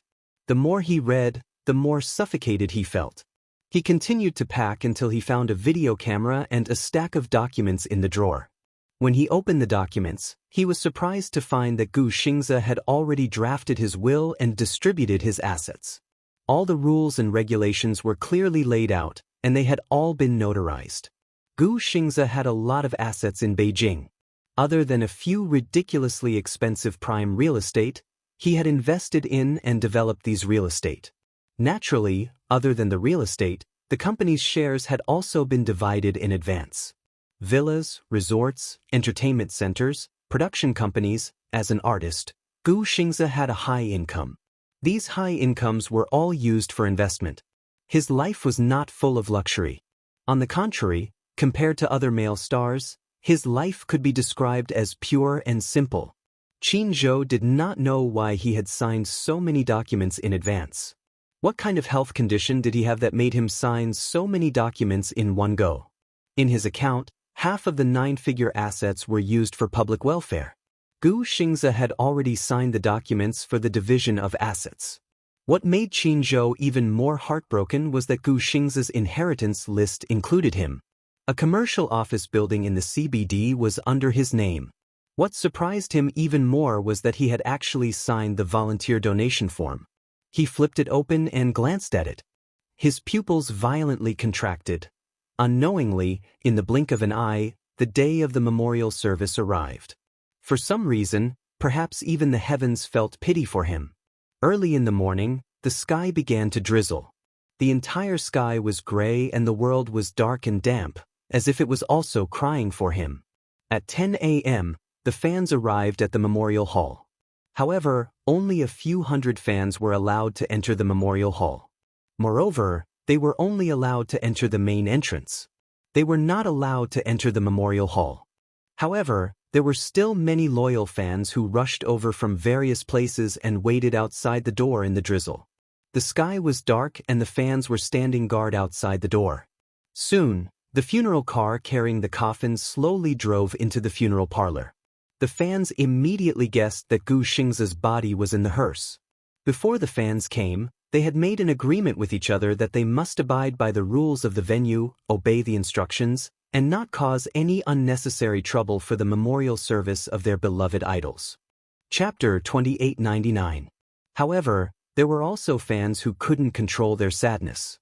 It wasn't until the funeral car passed by them that the fans collectively burst into tears as if the world had collapsed. There were even crazy fans who went up to hit the car door and wailed, "Xingze, don't leave us. Xingze, wake up. Xingze." So everyone was infected by the desperate and helpless cries as tears streamed down their faces. The memorial hall of Beijing's Hongyang funeral parlor had been fully decorated. Many celebrities sent wreaths. Many celebrities came to offer their condolences. Most of them were artistes who had worked with Gu Xingze before, and they offered their condolences. At 8 o'clock in the morning, many celebrities rushed to the scene in their nanny vans. It was unknown if they were sincere or if they were just putting on an act. It was as if they were trying to match the atmosphere. Regardless of whether they were male or female, they all burst into tears. After all, attending such an occasion with fans and the media present, if they didn't shed a single tear, they would be reported as cold-blooded by the media and accused by the fans of having a heart of stone. This was especially so for Lin Ji. Even though she wasn't on the invitation list for the memorial, she knew that this was a rare opportunity to create hype. Gu Xingze's memorial service was extremely sensational. More than 100 media outlets would attend, and there would be overwhelming coverage. If she were to participate, she would definitely be able to gain a lot of exposure. Of course, she had to put on an act. Her acting skills were not bad, to begin with. It was not difficult for her to shed a few tears. Therefore, as soon as she got out of the nanny van, Lin Ji covered her face with a handkerchief. Her eyes were red, and her emotions had been brewing on the way here. After getting out of the car, she was supported by her assistant as she cried all the way to the memorial hall. Qin Zhou stood at the door, dressed in black. When he suddenly saw Lin Ji walking towards the memorial hall, he was stunned for a moment and quickly gritted his teeth in anger. This Lin Ji, even at this time, she still didn't forget to create hype. When Lin Ji walked to his side, he warned her fiercely, "Since you're uninvited, please don't cause trouble at the memorial service. Otherwise, I'll definitely ban you." Lin Ji was shocked by Qin Zhou's threatening words. She said aggrievedly, "I'm sincerely here to send Xingzhe off. I've always respected Senior Xingzhe for so many years. That's for the best." After Qin Zhou finished speaking, he no longer looked at her. Lin Ji patted her chest lightly, wiped her tears guiltily, and walked into the venue. Outside the door, the fans followed the arrangement of the venue staff and lined up. There were only 20 minutes left before the memorial service began. Some of them couldn't help but discuss among themselves. "Do you think Yun Shishir will come today?" "I think so." After all, she had starred in her first film with Gu Xingze as the male and female lead. Moreover, they had acted in a reality show together as imaginary lovers. Moreover, the recently completed production of Extreme Youth was co-starred by her and Gu Xingze. She should be coming. If it weren't for Xingzhe, Yun Shishir definitely wouldn't have become so popular. I like her because she acted with Xingzhe in The Green Apple. If it weren't for Xingzhe, who would have noticed her? Chapter 2900. Just as the fans were discussing animatedly, a nanny van sped through the entrance of the funeral parlor. Everyone couldn't help but look over. The black Mercedes-Benz stopped steadily. In the car, Yun Shishir leaned against the back seat uneasily. She felt the car stop and couldn't help but feel even more nervous. She was wearing a black dress today. For today's memorial service, the Gong Jie had accompanied her and specially bought a simple but elegant black dress. She didn't have any makeup on. There weren't many embellishments on her clear face. She only wore a pair of black sunglasses to block out the wind and light. Because of her eye injury, the doctor didn't say much when he found out that she was going to attend the memorial service. Instead, he repeatedly asked her to wear sunglasses. Her eyes had become extremely fragile now. Even a weak wind would cause further damage to her eyes. Yun Shishir obeyed him obediently. "Have we arrived?" she asked carefully, keeping her voice very low. Mu Yaja said, "Yes, we're here. Wait a moment." He opened the car door first. When the media saw that it was him, they all crowded around and went crazy for the license plates. When Mu Yaja saw the media surrounding them with their cameras, he thought that these strong spotlights would definitely cause damage to her eyes. Hence, he immediately ordered the bodyguards that he had brought along with him to separate the media reporters. When the media saw that he had come prepared with 2 strong bodyguards, they naturally didn't dare to be presumptuous. Moreover, in such an occasion, if the artiste wasn't willing to cooperate, they wouldn't be persistent. Hence, they obediently retreated to the side and didn't make things difficult for them. Mu Yaja turned around and held Yun Shishir's hand, helping her out of the car. Her eyesight was already very low and she was close to blindness. However, with the weak light she could still distinguish some things. After she got out of the car and steadied herself, she held his arm and said in a hoarse voice, "Let's go in." When the fans saw Yun Shishir holding Mu Yaja's arm and walking over, they couldn't help but get excited. "It's really Yun Shishir. Is she not wearing any makeup? I think she's barefaced, but she's still so pretty. Her skin is so fair, without any blemishes. Yes. I admit that I was scared. She's elegant and pretty, but why is she wearing sunglasses?"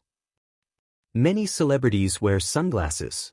One of the fans suddenly said angrily, "If you wear sunglasses, won't you be able to hide your indifference?" When attending funerals, many celebrities would wear sunglasses. However, the situation of wearing sunglasses was different. In some cases, it was to hide the traces of their true sadness. When a celebrity passed away, celebrities from all walks of life would attend the funeral. Some were unrelated, while some were related, but the depth of their relationship was different. After all, some were close friends, and some were just friends who had acted in the same movie together. Needless to say, those celebrities who were close to the deceased were grieving. Those who were deeply in love with the deceased did not eat or drink for 3 days, washing their faces with tears all day long. If such a close friend appeared at the funeral, he would definitely look haggard and lose all his elegance. Chapter 2901. After all, celebrities had to rely on their image to make a living. Moreover, there were so many paparazzi at the scene. If someone took a photo of her swollen eyes, it would be too embarrassing. However, most of the time, she wore sunglasses to hide her indifference. Only a few celebrities came for the sake of love at the funeral. More celebrities used the funeral of a big star as an opportunity to show themselves. Because other than the various award ceremonies, the funeral of a big star should be the most crowded occasion for celebrities. In the middle of a funeral, and their feelings had not reached that level, the sadness they squeezed out would look fake no matter how one looked at it.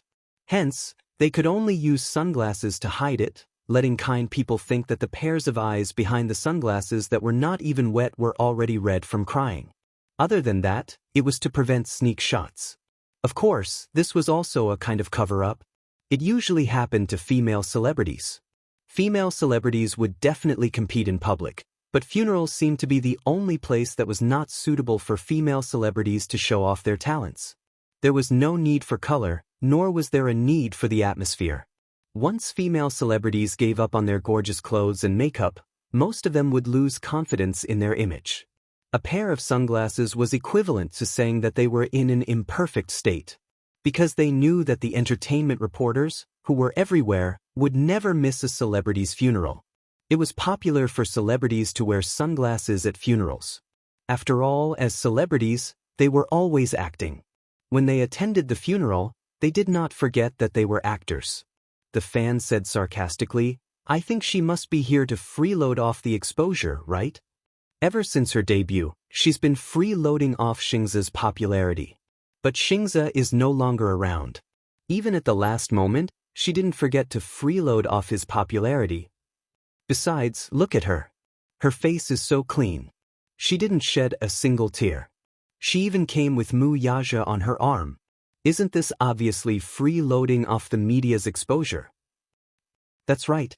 I also realized that she didn't cry much at all. Could it be that she's wearing sunglasses to hide her tears? How annoying. I didn't expect her to be such a person. If it weren't for Xingza supporting her, who would remember her name? Since she didn't have any feelings for Xingza, why did she reluctantly attend the memorial service? She must be here to freeload off the exposure. All the media outlets are here for Xingza's memorial service today. It's such a good opportunity, so of course she wants to freeload. Yun Shirshir, on the other hand, did not hear these whispers. She was not in the mood to care about other people and things at the scene. Her heart was heavy, as if a huge rock was pressing down on her.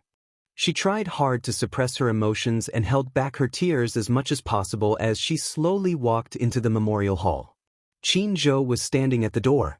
When he saw her, he bowed slightly and hugged her. Qin Zhou was inevitably surprised by her arrival. "Why are you here?"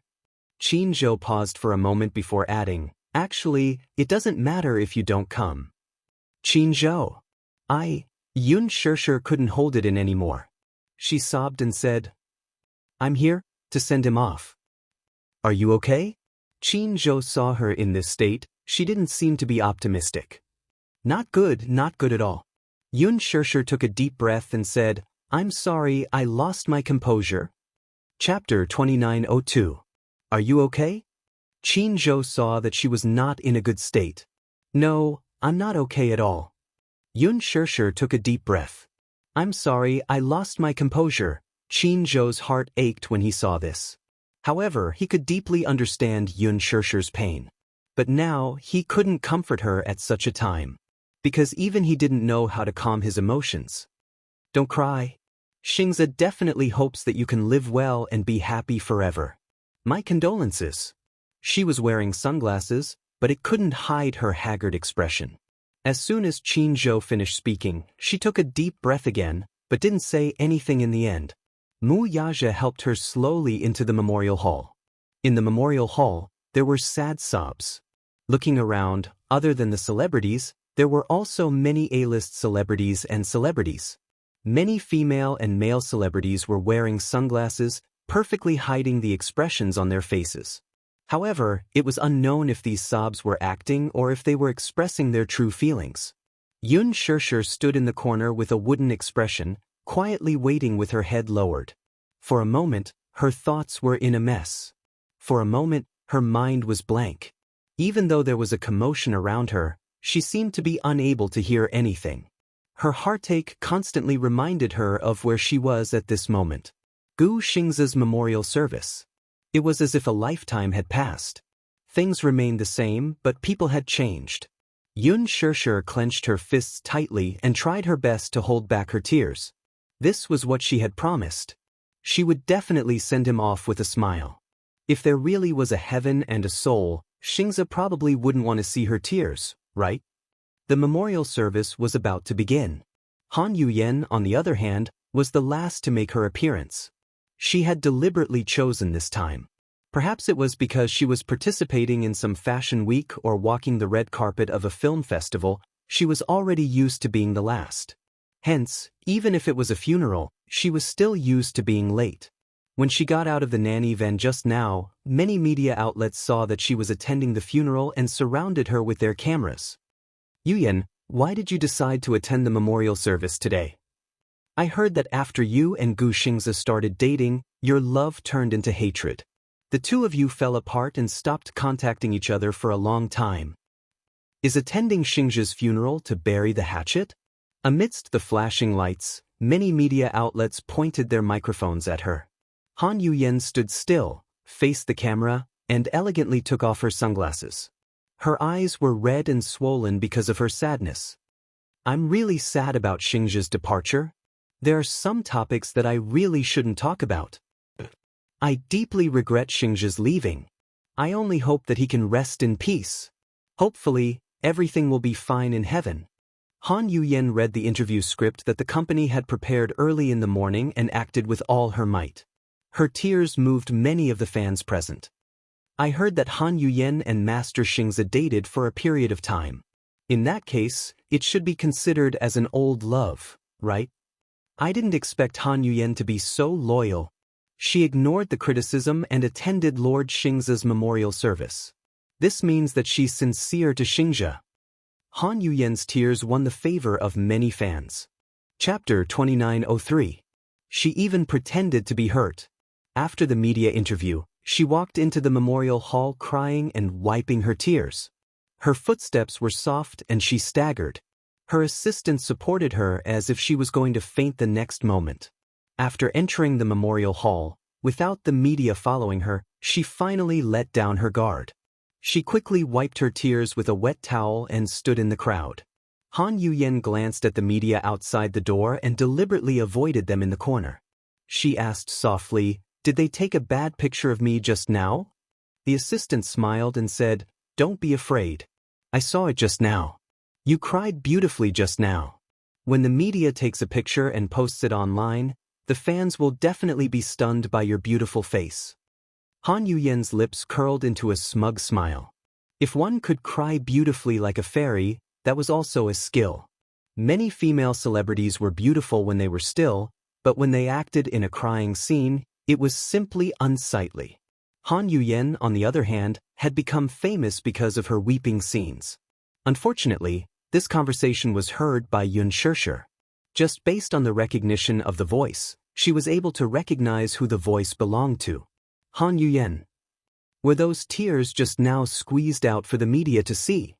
Recalling her words just now, Yun Shishir suddenly felt as if she had swallowed a fly alive. A turbid breath brewed in her chest. It was difficult to swallow, but she couldn't vent it out. She couldn't help but say coldly, "You won't even let go of the memorial service. Even if it's Xingzi's memorial service, you still want to use it to create hype." Han Yuyen's back stiffened. She turned around abruptly and saw Yun Shishir. Just as she was about to retort, she caught sight of the man who was protecting Yun Shishir like a guardian angel. Mu Yaja. Why is he here too? Seeing that she had turned around, Mu Yaja also turned his gaze and glanced at her, but it was extremely cold and indifferent.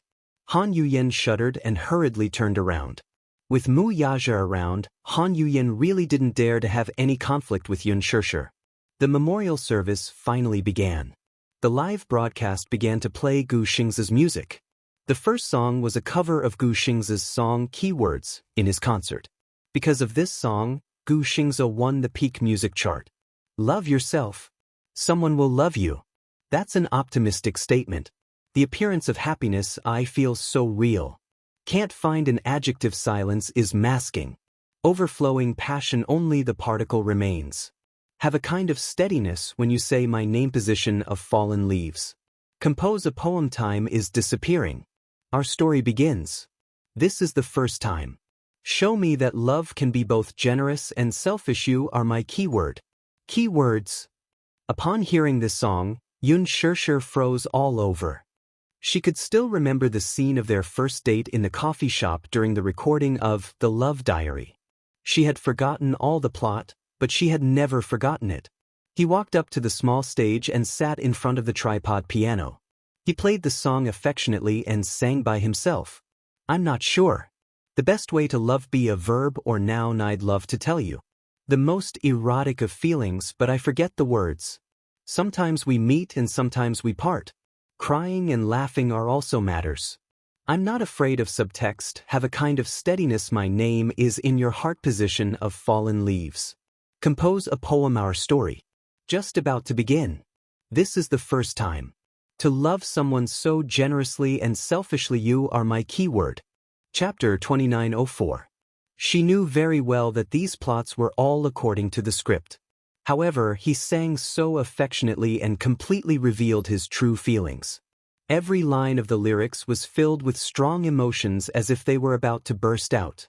She pursed her lips tightly, her shoulders trembling uncontrollably. She remembered that there was a gathering in the production team.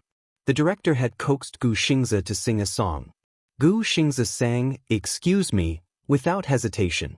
Now, Gu Xingze's song was played in the memorial hall again. However, Yoon Shir couldn't bear it and broke down completely.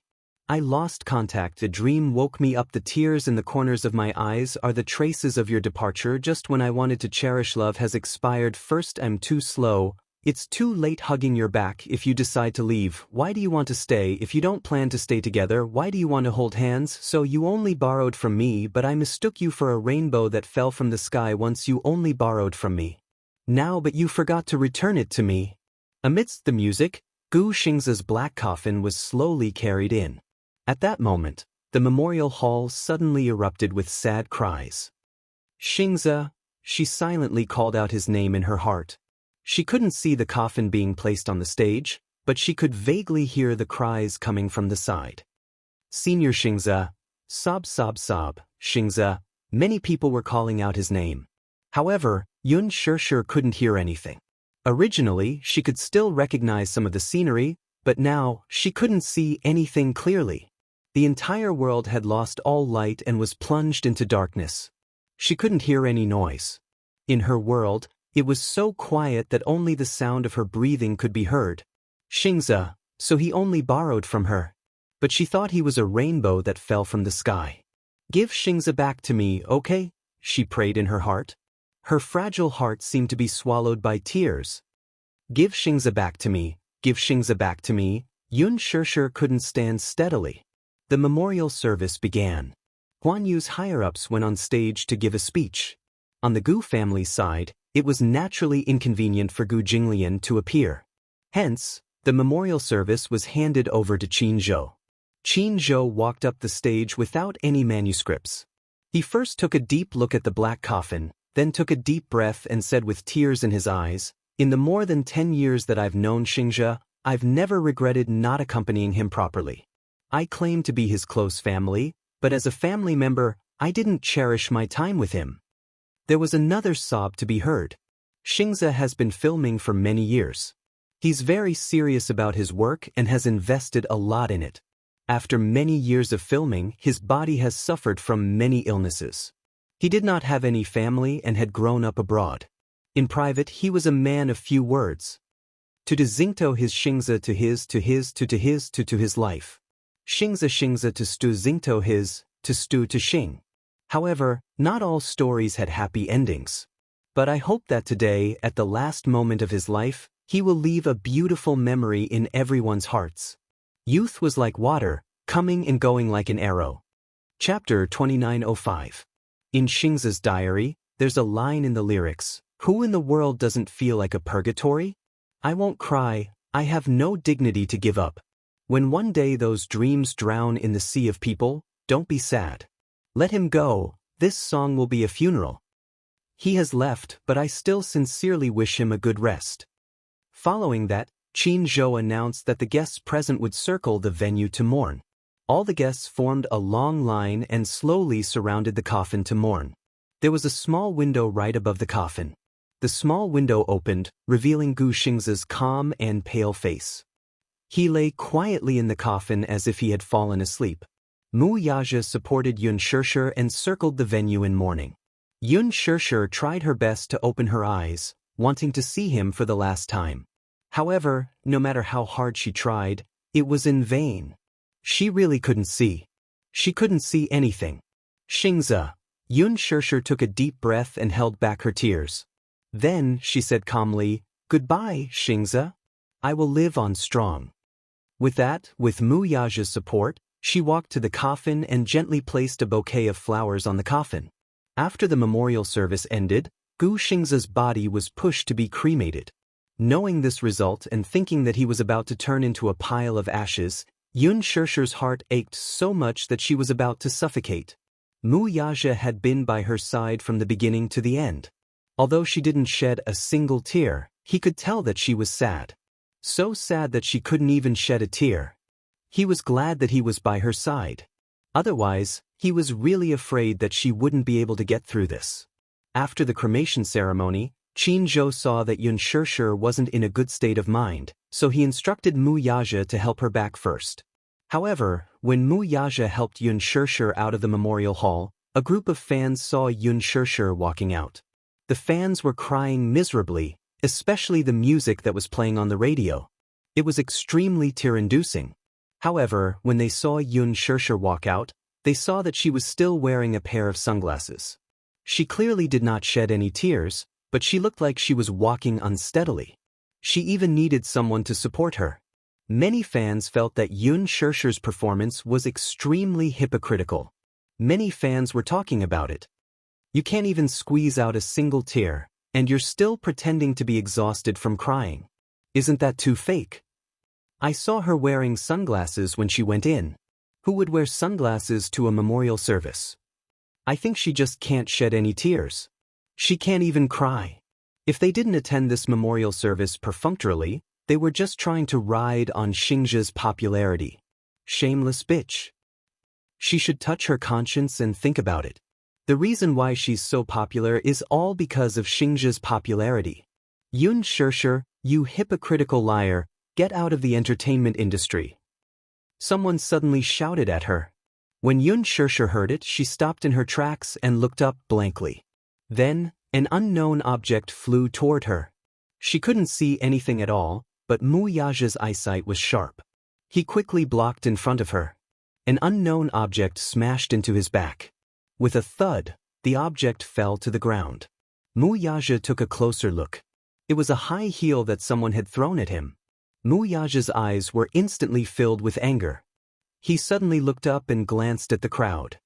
His voice suddenly turned gloomy. Who threw it? Chapter 2906. The scene suddenly fell into dead silence. Mu Yazhe shouted coldly, I'm asking who threw it? The lone high-heeled shoe lay silently on the ground. Yun Shishir immediately grabbed his arm. Forget it, forget it. Yun Shishir smiled. Today is Xingzi's funeral. I don't want to make it too ugly. Mu Yazhe pursed his lips. Although he was extremely angry, since Yun Shishir said so, he did not intend to pursue the matter too much. However, just as he turned around, the fans could no longer hold it in and started to jeer. Many fans started to clamor. Yun Shishir.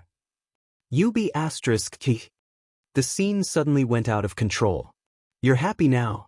But where's Lord Xingzi? He's lying alone in a cold coffin. Many fans started to surround them. Mu Yazhe's heart skipped a beat. He had brought bodyguards with him this time, but there were only 3 or 4 people in total. A few fans lost their minds and rushed towards Yun Shishir. The remaining fans were also enraged and swarmed forward. Mu Yazhe could not stop them at all. He was worried that these fans would hurt Yun Shishir, so he immediately hugged her tightly in his arms. Many fans rushed over and shoved them, grabbing their clothes, hair, and arms. The bodyguards immediately rushed over and formed a circle, surrounding Yun Shirshir and Mu Yaja. In the chaotic scene, many fans lost control and threw the things in their hands at them. Whatever they had in their hands was thrown at her. Yun Shirshir stood rooted to the ground, letting the insults and attacks completely drown her. Even though the fans were crazily pushing her, insulting her, and grabbing her hair, her eyes were still empty and indifferent. "Take off your damn sunglasses." A fan rushed forward and gave her a tight slap. Slap. The sunglasses fell to the ground. The gauze on Yun Shirshir's eyes was also exposed to the air. However, no fans noticed this detail and continued to accuse her crazily. Mu Yaja abruptly pushed away the troublesome fans and hugged her tightly in his arms. His large palm pressed against the back of her head and protected her head against his chest. He angrily said, "Get lost." But no one cared. "I hate Yun Shirshir. Get out of the entertainment industry. Get out of the entertainment industry. Yun Shirshir, you are a vixen through and through. You were the one who seduced Sir Xingze, used him to climb up the social ladder, and used his popularity to hype yourself up. If it weren't for Lord Xingze, you wouldn't have such popularity and status. Ever since the Green Apple, you've been using Gu Xingze to create hype. Until the Love Diary, where you used the lucky couple CP to solidify your popularity. However, you don't even have the basic respect for Lord Xingze's memorial service. He didn't even shed a single tear. He was even wearing sunglasses. You don't deserve Lord Xingze to treat you so well. From the Love Diary, I can tell that Lord Xingze doesn't take care of you like an ordinary senior does for a junior. He really likes you. But Yun Shirshir, what have you done for him?" Yun Shirshir closed her eyes and listened to the insults and accusations.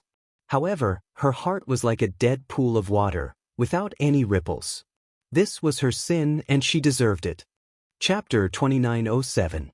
At this moment, one of the fans suddenly screamed hysterically, "Yun Shirshir, do you know what I hate the most about you? I hate it when you pretend to be innocent."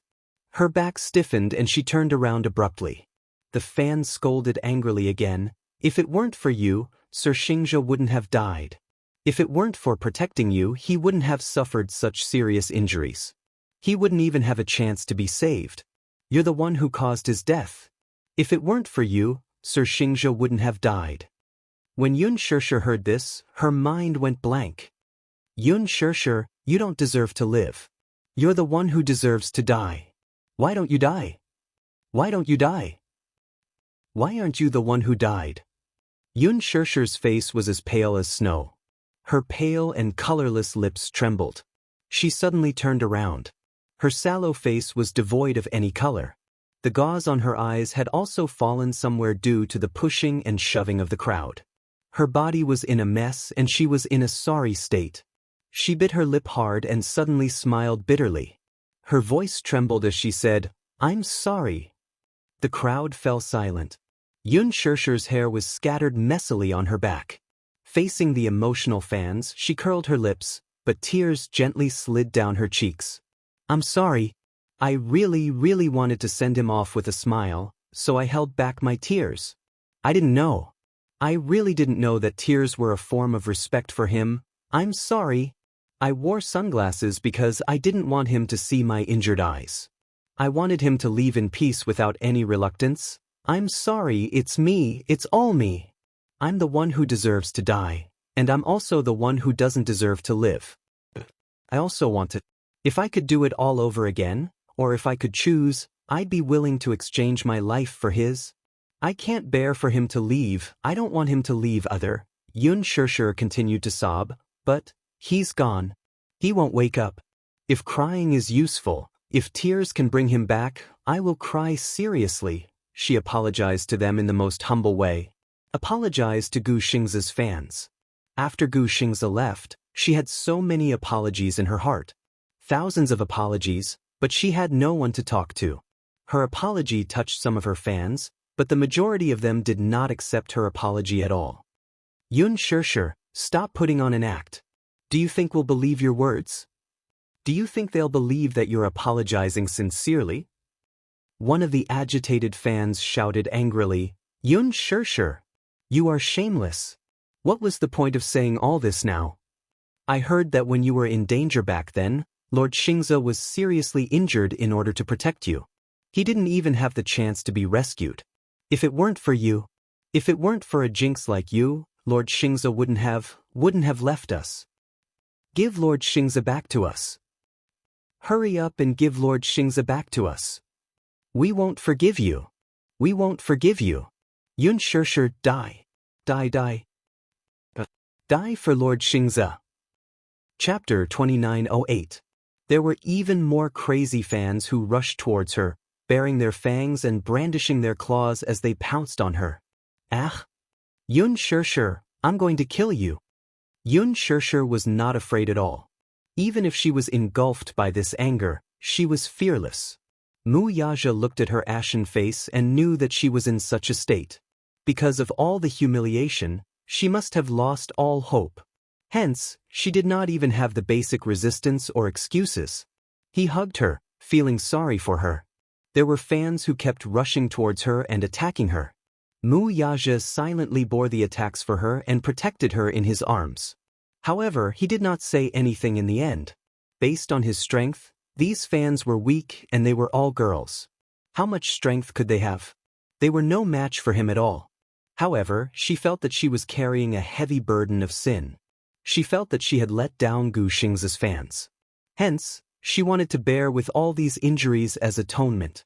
However, he could not bear for her to bear such a heavy burden of sin.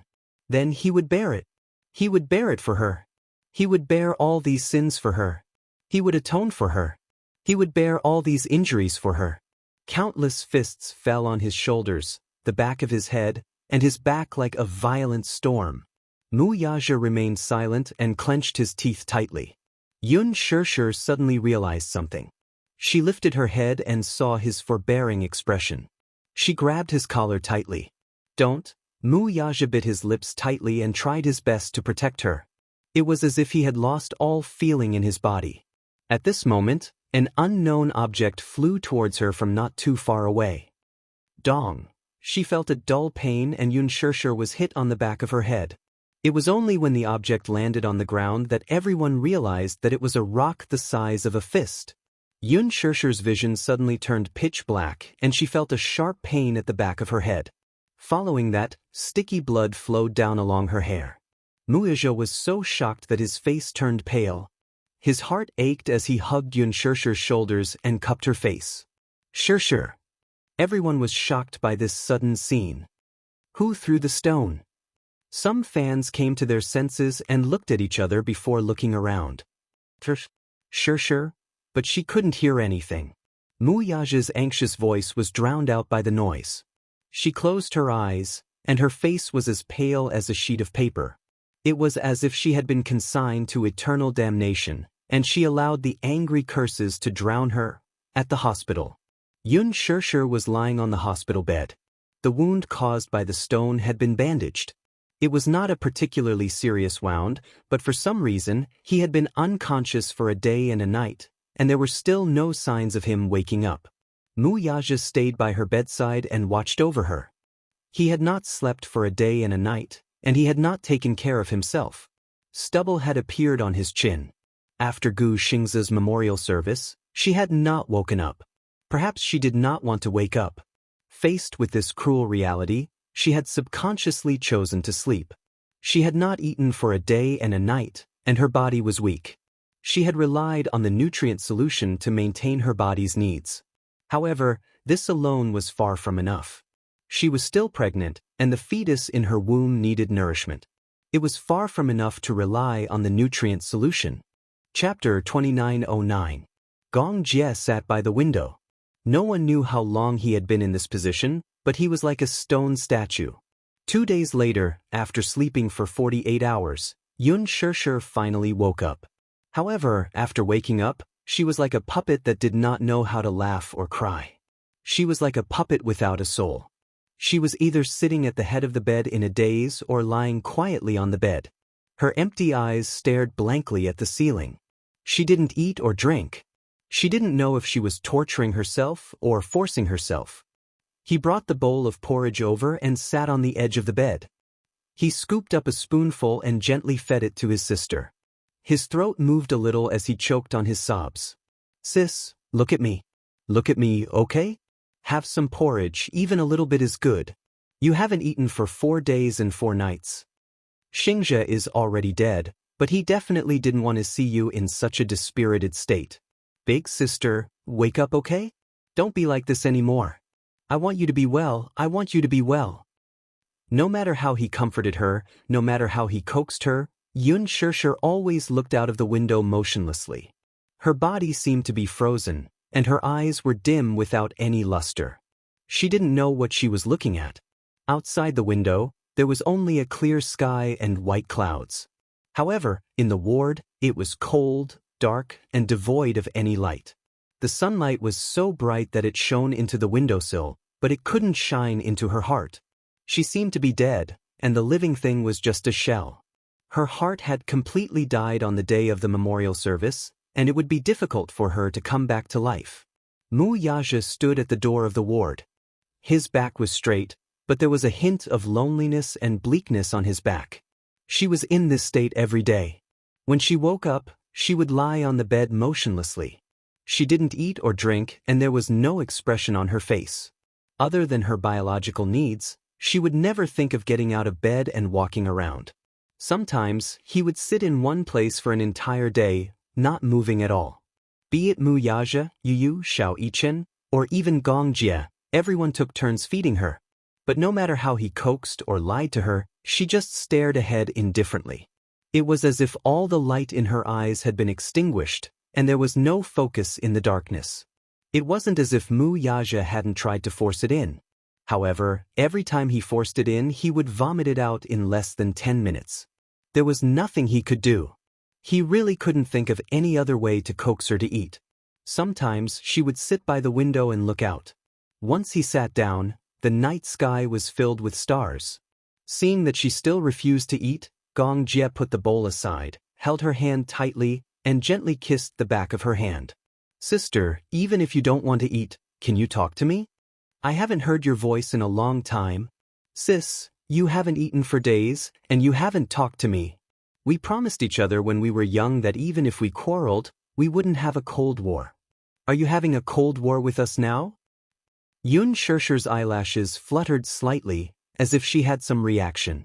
Gong Jie immediately picked up the bowl, scooped a spoonful of millet porridge, and brought it close to her mouth. He coaxed, "Eat a little, just a little." Chapter 29:10. Gong Jie immediately picked up the bowl, scooped a spoonful of millet porridge, and brought it close to her mouth. He coaxed, "Eat a little, just a little." Yun Shishir's lips parted slightly, but she didn't react. Gong Jie glanced at Mu Yaja with a helpless gaze. This was the first time that Mu Yaja had seen him so helpless. "She still refuses to eat." Mu Yaja asked in return, but it was an affirmative statement. Gong Jie nodded. "She hasn't eaten for a few days and has only drunk a little water.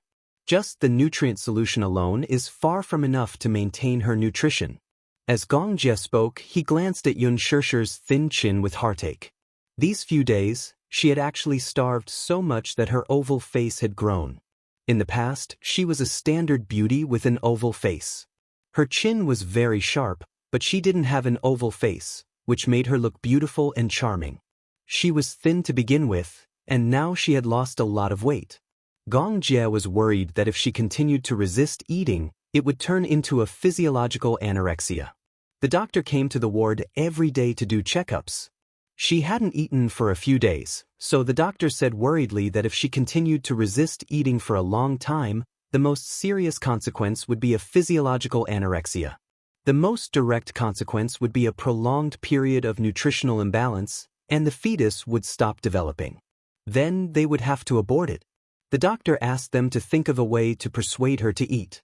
She was only resisting eating psychologically, or perhaps she had been too agitated and was in a trance. Hence, she had no concept of eating at all. The unforeseen events of the past few days were really going to break her down. Gu Xingze had passed away and lost her sight. Hence, she had no concept of the passage of time at all. Usually, patients like her who had suffered a major mental blow would be resistant to anything, or even reject it. She would reject eating, interacting with others, and being close to this world. Her heart was already shrouded in darkness. But when would this darkness be expelled? The one who started the trouble should be the one who untied it. But this person who started the trouble was no longer around. The doctor was also at a loss on what to do with her.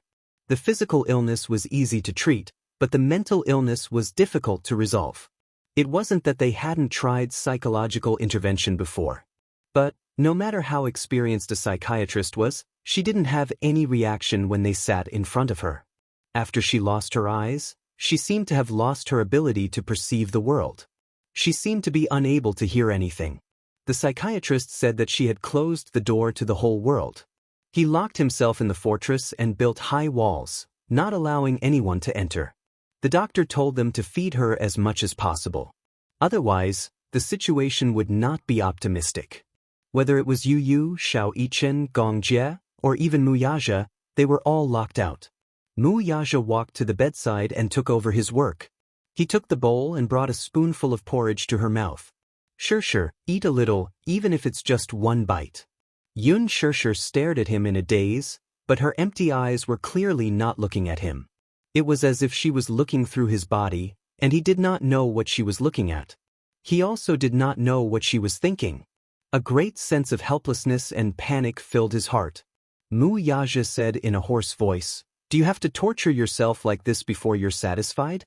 Do you think Gu Xingze wants to see you like this?" Chapter 29:11. Do you want me to beg you? Mu Yaja bit his lips hard. His voice was mixed with pain and confusion. When had he ever shown such a helpless and hesitant look? I can't lose you. Sure, eat a little, even if it's just a mouthful, okay? Gong Jie couldn't stand it anymore. He walked to Yun Shurshu's side and pinched her cheeks, forcing her to open her mouth. Mu Yaja glanced at him and didn't hesitate any longer. He steeled his heart and forced the porridge into her mouth with a spoon. This couldn't go on. Did you eat it? Gong Jie asked. Mu Yaja nodded.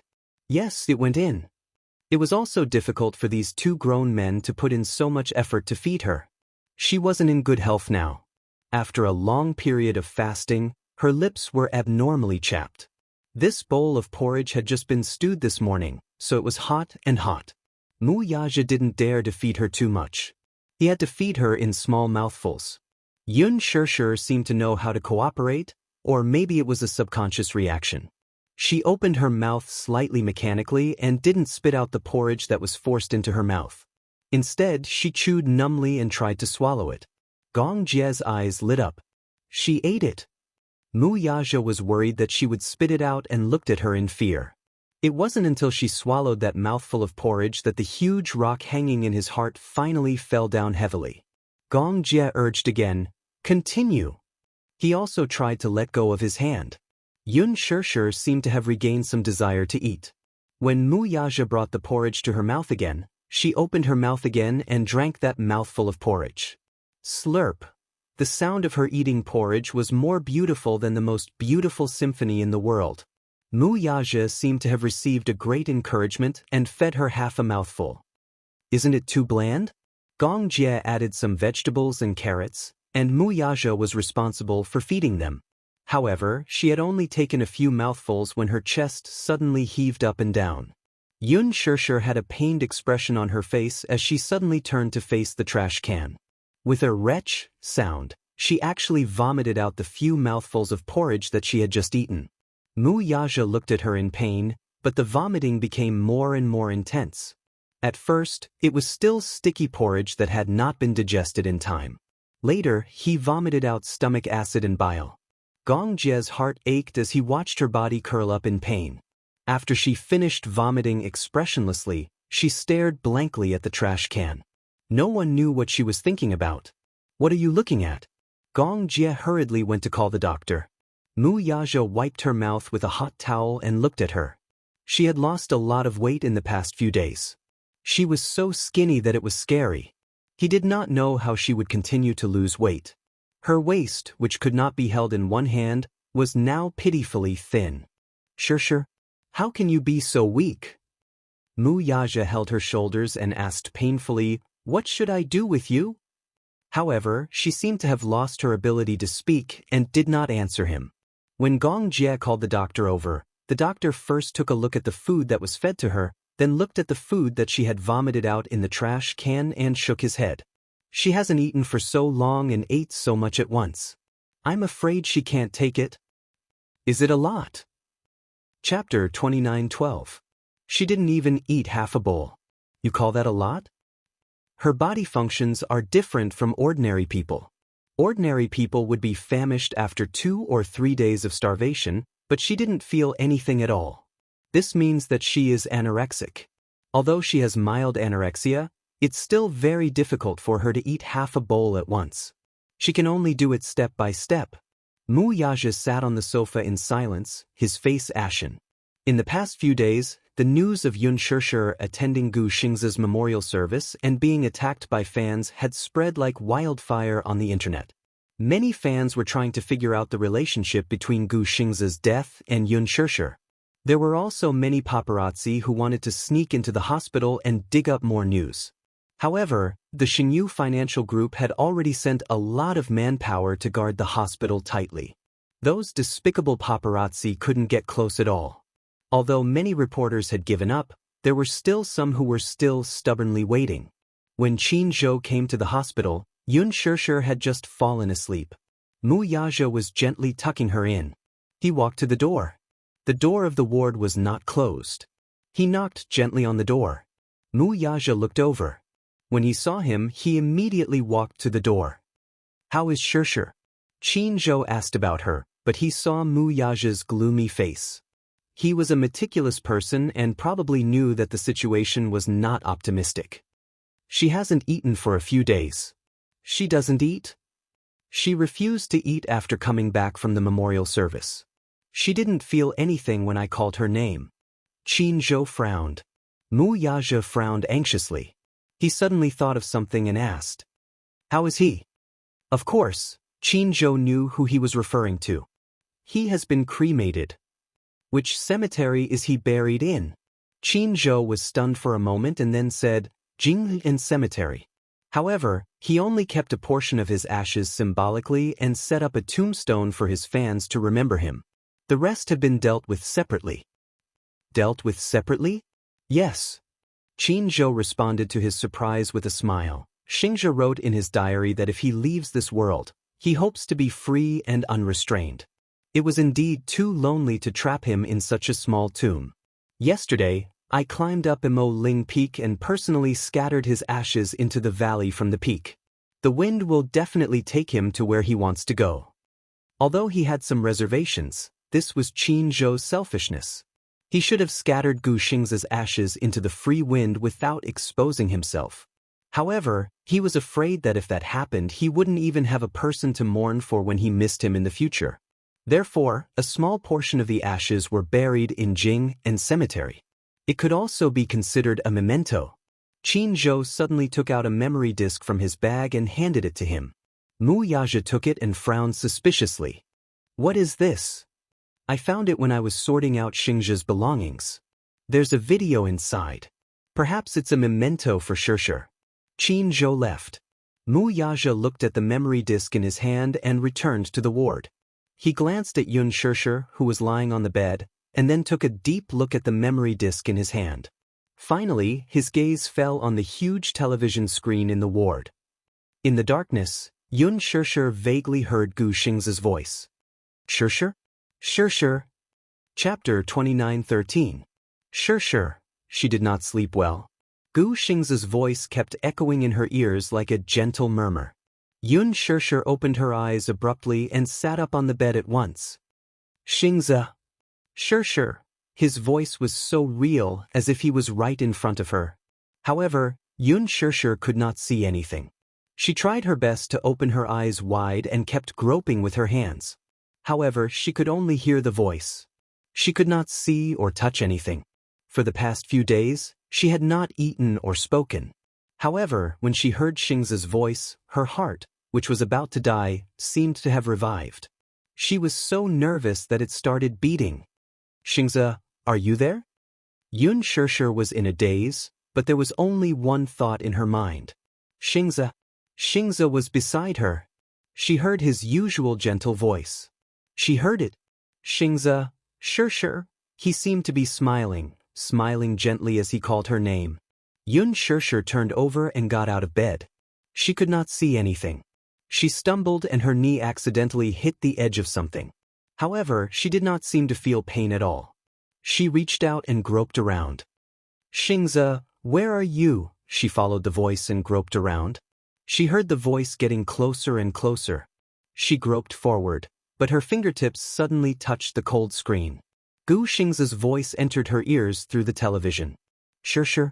Shirshir? He kept calling her name as if he was not impatient at all.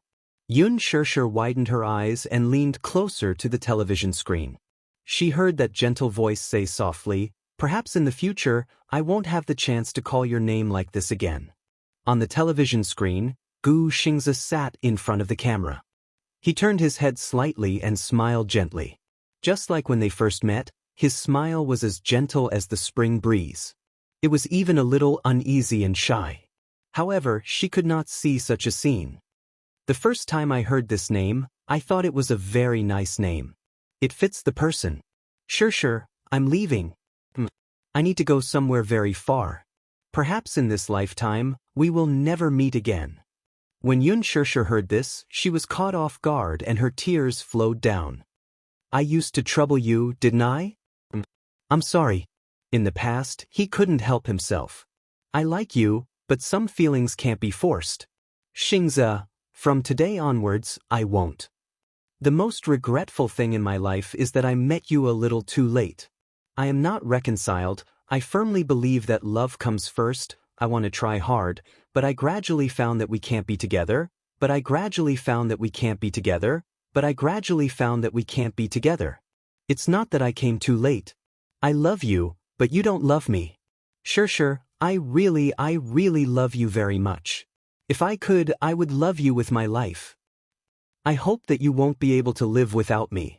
On the screen, Gu Xingze suddenly smiled and asked gently, why don't we make a promise? If there's an afterlife, let's meet again, okay? Yun Shirshir looked up. Her eyes were hazy with tears. She bit her lip hard and salty tears flowed into the gaps between her lips. Chapter 29:14. I'll definitely find you. Then, we'll be together for the rest of our lives, okay? Yun Shirshir lost control of her tears. She broke down completely and cried bitterly. Gu Xingze, who was on the screen, seemed to have telepathy. He said frantically, don't cry. He said uneasily, I'm most afraid of your tears. Don't cry, okay? We might still have the chance to meet in the future.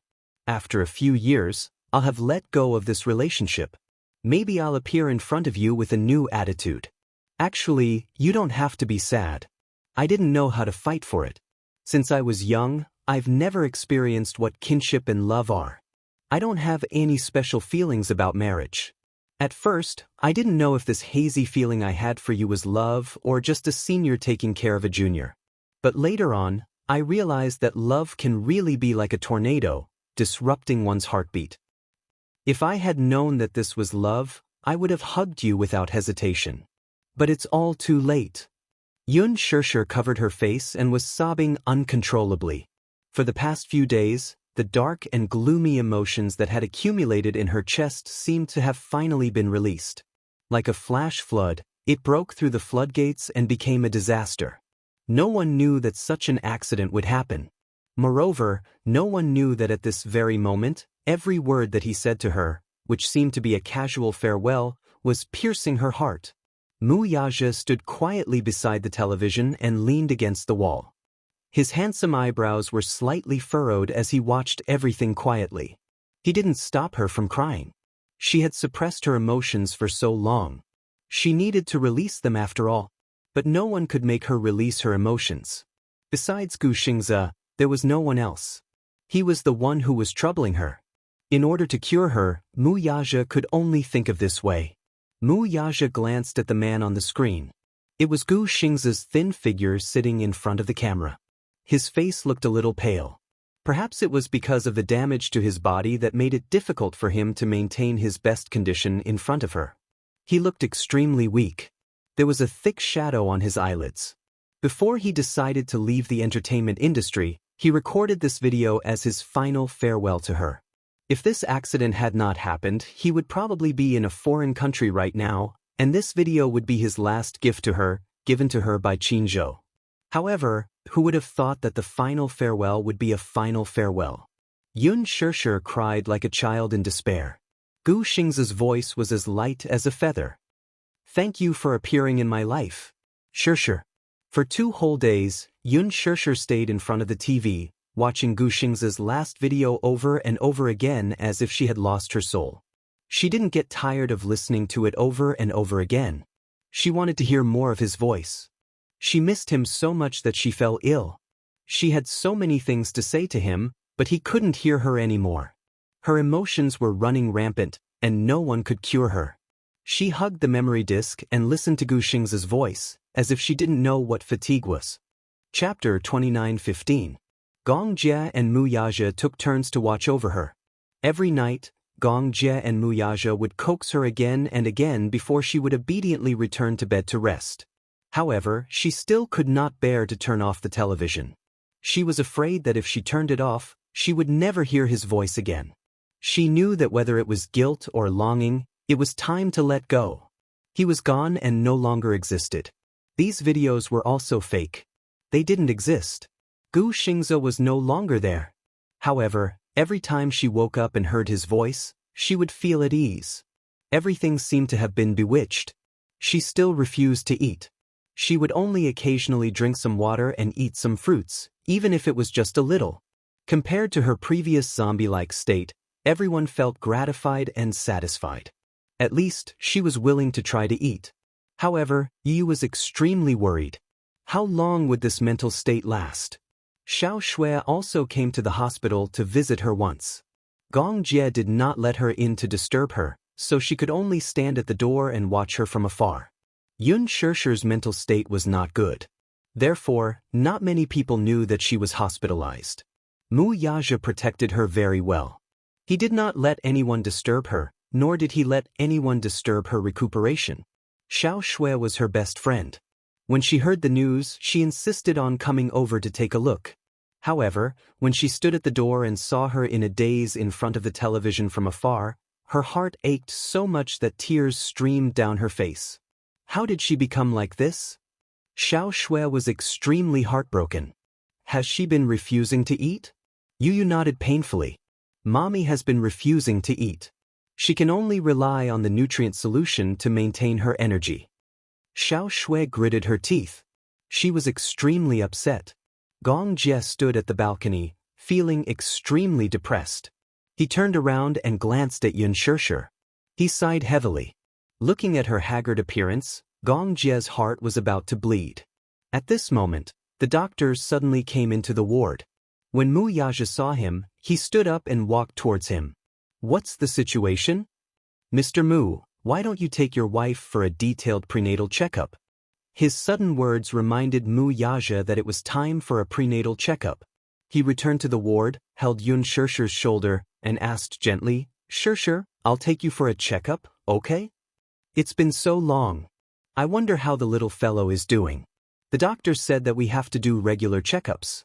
Yun Shishir nodded in confusion. The nurse pushed the wheelchair over. Mu Yazhe carried her onto the wheelchair and pushed her to do a checkup. After half a day, all kinds of examinations were done. Mu Yazhe pushed Yun Shishir to the doctor's office. The doctor was looking at the ultrasound report. At 9 weeks of pregnancy, the fetus has grown to 15 centimeters. The head of the fetus is larger than the body of the fetus, and the various parts are clearer. The head has begun to calcify, and the placenta has begun to develop. The ultrasound shows that the fetal sac almost fills the uterine cavity. The outline of the fetus is clearer, and the placenta is beginning to appear. After the doctor finished speaking, he said, Sai, this is really troublesome. If she refuses to eat for a long time, it might affect the development of the fetus. Mu Yazhe's heart skipped a beat. What do you mean? Chapter 29:16. Yun Shirshir's eyes, which were initially emotionless, flickered a little when she heard this.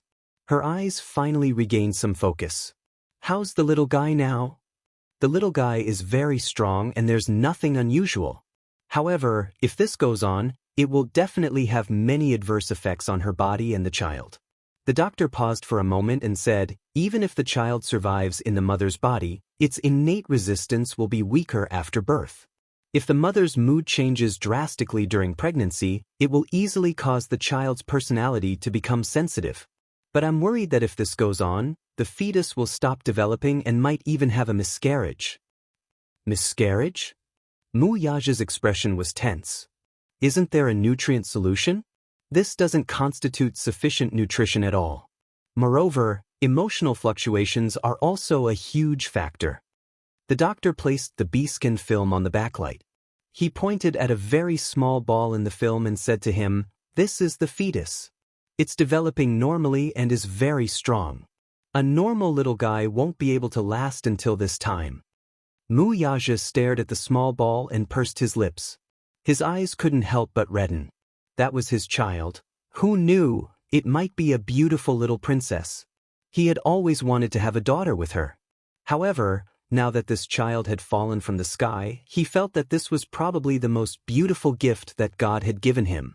But why was it that when he wanted to protect her, he felt a great sense of powerlessness?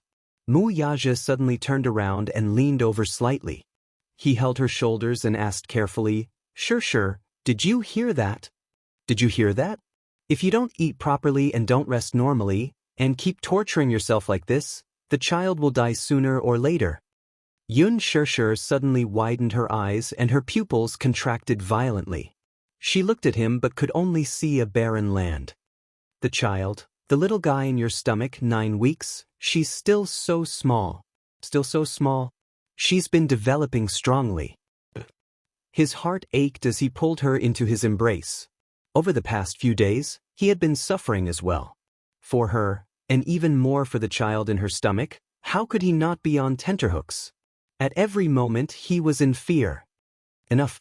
Was that enough? Even if it's a punishment, shouldn't it stop now? A hot teardrop fell onto her cheek. Mu Yaja hugged her back neck. For the first time in his life, a man who had always been proud and aloof shed tears in front of her. "Stop torturing yourself, okay? You can torture me or punish me. Stop torturing yourself." He choked with sobs and said, "Shirshir, I love you so much, and I also love this little guy in your belly. Don't torture yourself anymore. Look at me, look at me." He held her face and forced her to look at him. "It doesn't matter how you punish me. The child is innocent. Please don't punish her, okay?" His voice was hoarse and desperate for her response. What he got in return was a teardrop falling from her eyes. Mu Yaja hugged her tightly. "I can't lose you and I can't lose her. I don't know what to do with you. Wake up, wake up." He begged her uncontrollably. He begged her to wake up, begged her to open her eyes and look at the fetus in the film. Chapter 29:17. Mu Yaja's heart almost broke when he saw the tiny ball. Yun Shirshir's heart was in a mess. Back then, when she was pregnant with her first child, she was very anxious. Because she was worried about her family and her father, she was distracted and uneasy all day. Therefore, her emotions were fluctuating throughout the pregnancy. Although she was well-nourished, it was precisely because of her emotions that more or less affected the development of the fetus. As a result, she was born prematurely in August. Yu almost died when he was born. Although he was pulled back from the brink of death through emergency treatment, when he grew up, his physical fitness was still quite different from that of a normal child.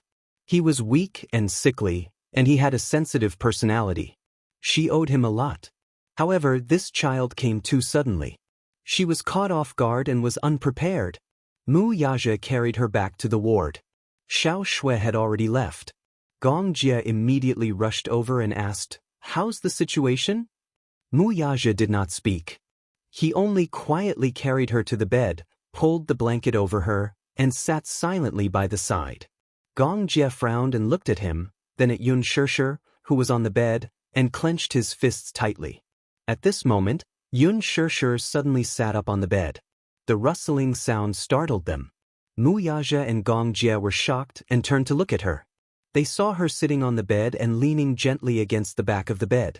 Compared to her previous wooden expression, her eyes had finally regained some focus. She glanced at them indifferently. Her eyes were dull and there was a hint of embarrassment on her face. Then, she said in a deep voice, "I want to eat something." Mu Yaja was stunned. He did not expect her to make such a request. Gong Jie, on the other hand, was the first to react. He stood up suddenly, his eyes lit up as he walked over and asked, "What do you want to eat?" "Porridge or rice is good. Meat and vegetables should be balanced. Don't have too much oil." Because of her pregnancy reaction, she could not eat anything with too much oil. After not eating for a long time, her body seemed to have gotten used to it. Therefore, she was especially resistant to eating. She didn't seem to know that she was hungry, nor did she feel anything. She wasn't deliberately torturing herself, and she had no desire to eat at all.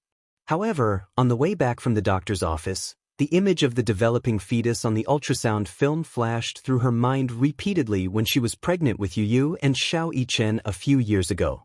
She saw it on the film. It was so small, curled up into a ball. She couldn't even see its features clearly. This was her child, it was their child. Now, the child in her belly should also be that small. He rarely shed tears, but when he heard the doctor say that the fetus was in bad condition, he suddenly lost his composure. He held her shoulders, his heart aching as he begged her to wake up and stop torturing herself. In the end, she was touched. She wanted to keep the child. Therefore, even though she had no appetite, she still took the initiative to ask for food. Mu Yaja's eyes, which were originally dark and gloomy, finally lit up. Gong Jie immediately rushed out of the ward with the cold porridge. When he reached the boiling room, there was still a queue in front of the microwave. How could he have the patience to wait? He rushed to the front and occupied the microwave without any explanation. When the porridge was heated, he brought it back to the ward and presented it to her. Chapter 29:18. Gong Jie said softly, "Sister, the porridge is ready. I didn't heat it up for too long, so it's not hot. You can eat it directly." Yun Shishir reacted. Her hands fumbled around until she found the bowl of porridge. She held it gently. Mu Yaja immediately reached out to take the bowl of porridge from her hands, wanting to feed her. "I'll feed you, okay?" "I'll feed you." Yun Shishir immediately came back to her senses and said quietly, "It's okay. I can drink it myself." Mu Yaja frowned. "Your eyes aren't very good."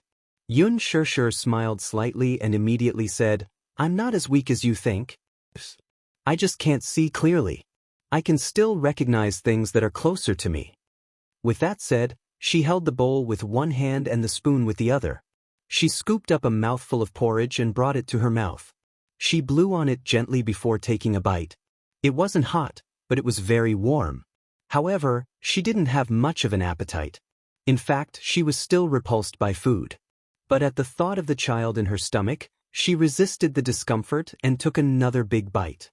Mu Yaja and Gong Jie looked at her nervously and asked cautiously, "Is there anything else you want to eat?" Yun Shishir opened her eyes blankly. Hearing this, she shook her head and said, "I don't have anything in particular that I want to eat." She only ate because she wanted to protect the baby. She had listened to everything the doctor said. If she didn't eat, she was worried that it would affect the baby in her stomach. Especially when the doctor said that if she continued like this, it would definitely affect the development of the baby in her stomach. Then, it might stop developing and become a stillborn. In the end, she could only have an artificial abortion. Her current bodily functions were being supplemented by sacrificing her mother's own nutrients. If this went on, it would be difficult for her child to survive.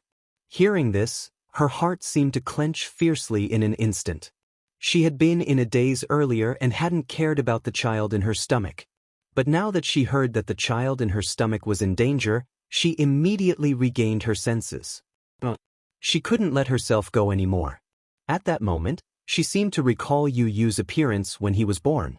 He was lying in the nursery box, small and wrinkled. His entire body was red and his two little hands were curled together tightly. For the first time in this world, this little guy seemed to be very nervous. He only knew how to open his little mouth and cry. Why is she crying so much? She was a little curious. As she thought about it, she gently reached out her hand. The little guy immediately reached out and held her hand tightly. His strength was not great, but his grip was very tight. Perhaps it was due to telepathy, but the little fellow's eyes were tightly shut. He was originally crying nonstop, but the moment he held her hand, he actually stopped crying. Why is it so small? Yun Shirshir looked at it carefully with tears in her eyes. It was said that when he was born, he was less than 2,500 grams. It was simply too small. At that time, tears fell from her eyes. She sighed silently in her heart. The most miraculous thing in this world was becoming a mother for the first time. She couldn't imagine how this little guy came out of her stomach. She also didn't know how these two little guys got along in her stomach for the past 8 months. Didn't they fight? Chapter 29:19. At that time, she was immediately amused by her own conjecture. As she laughed, tears fell uncontrollably from her eyes. The nurse said that it was really not easy to save the child. God knew that if she had not taken a second look at him, she would have missed the chance to save him. That one look gave the mother and son a chance to be reunited. What exactly was motherhood? It was when she saw this little guy that she wanted to give everything she had. She could not wait to present the most beautiful thing in the world to him. She was grateful for God's blessing and thus named him Yun Tianyu. God bless, God bless. God bless. Returning to her senses from her thoughts, Yun Shirshir gently wiped away the tears at the corner of her eyes.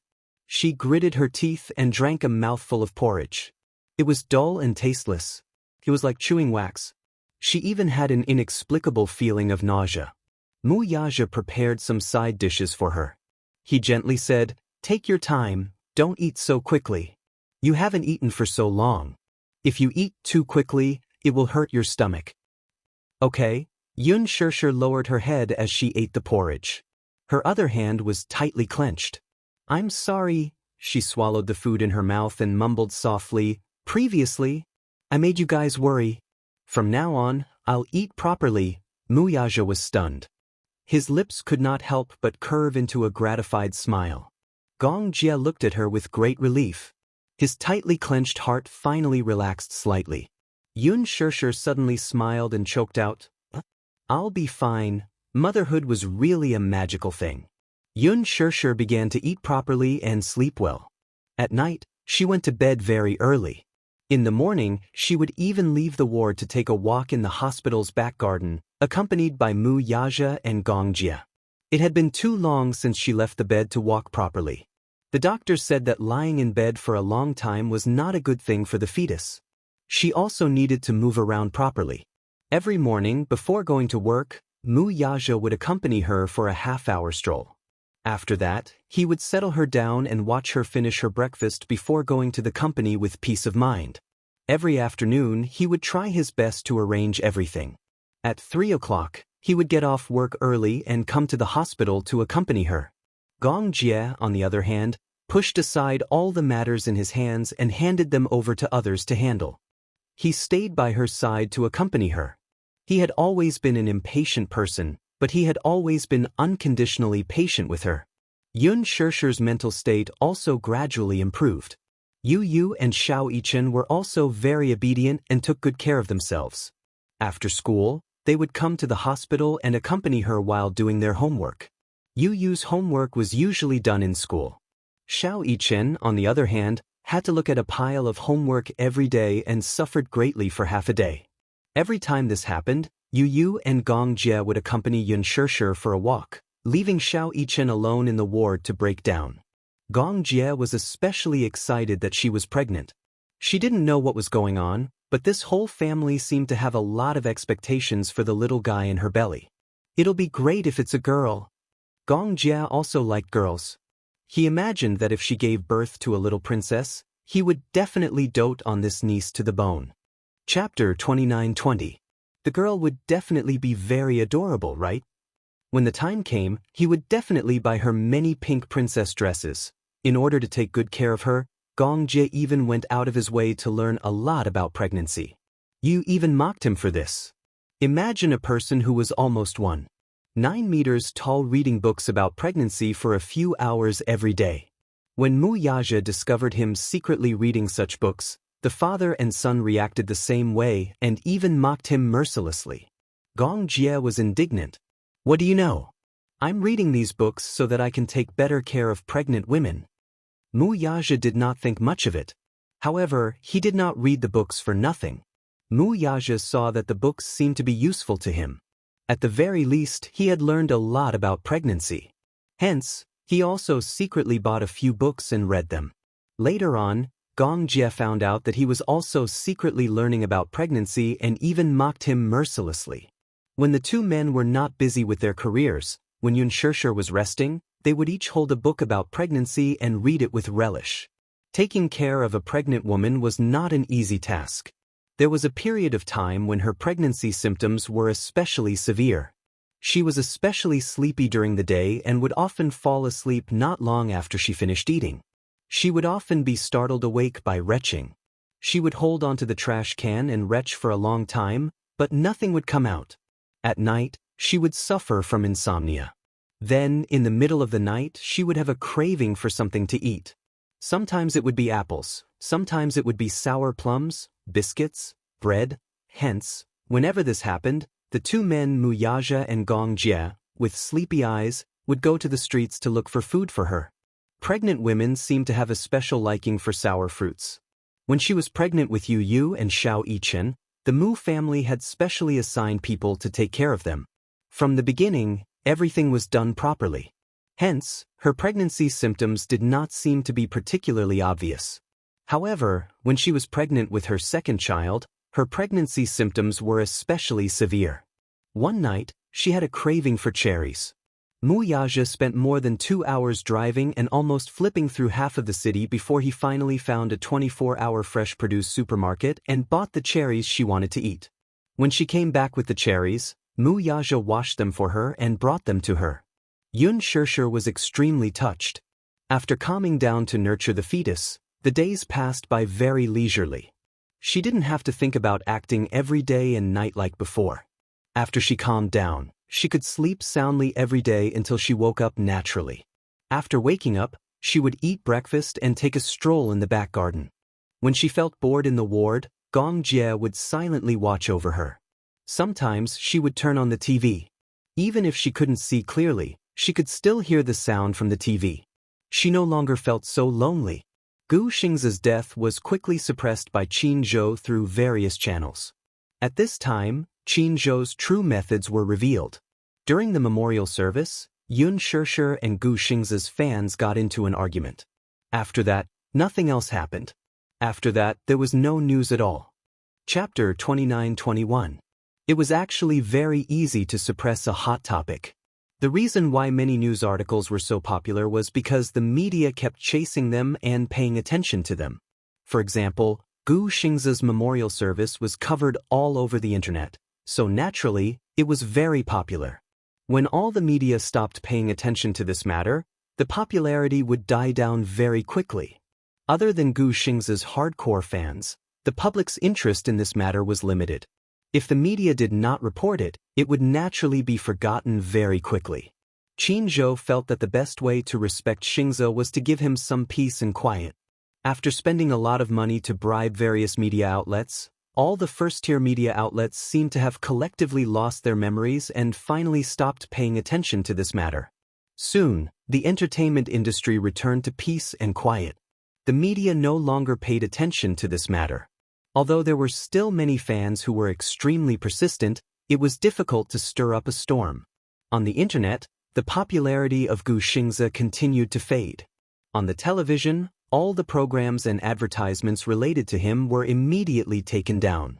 During this period, Extreme Youth was also ordered to stop promoting. Qin Zhou hoped that the public would forget about Gu Xingzi's death as soon as possible, so as to minimize the harm to others. Especially Yun Shishir. Almost everyone thought that Gu Xingzi's death was related to her. Even Yun Shishir herself thought that she was the culprit behind Gu Xingzi's death. But Qin Zhou did not think so. Just like in the video, Gu Xingzi said to Yun Shishir, "I am willing to love you with my life." Although this love was indeed a little heavy. Perhaps, at that time, he did not think so much at all. It was just his first subconscious reaction to protect her. His most selfish thought was that he hoped that she could retain a memory of him in her heart, even if it was just for a second. But he really did not know that it would bring about an unforgettable memory.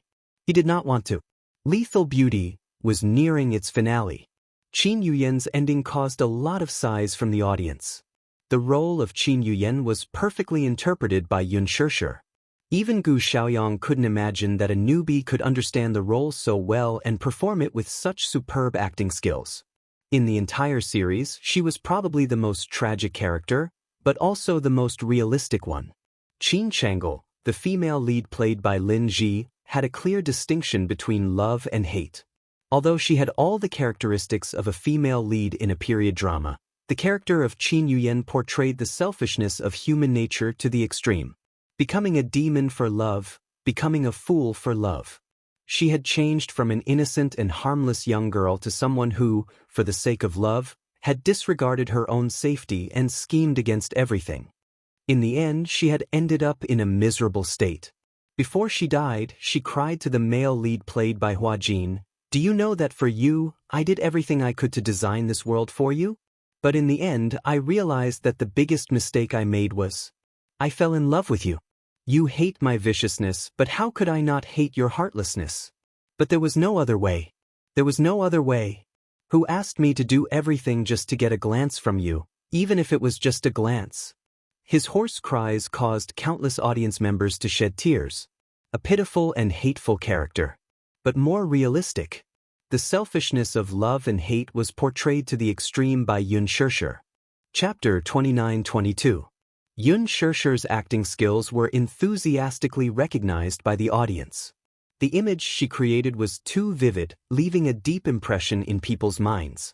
Many new fans who liked her because of Lethal Beauty dug out her humble appearance when she usually went on variety shows.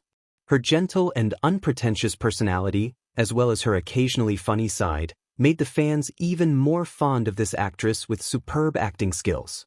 Hua Jin had flown to Paris because he needed to take a fashion photo shoot. When he returned, he immediately rushed to the hospital to visit. He rejected some of the less important jobs and stayed at the hospital to watch over her when he was free. Soon, the doctor also came up with a few plans.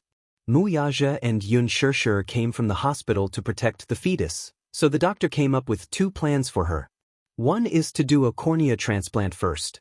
Recently, there was a cornea donor from Guang City. It was the cornea of a 22-year-old girl. However, if you do the surgery during pregnancy, you will have to bear a lot of risk. However, we will have stricter control of the drugs.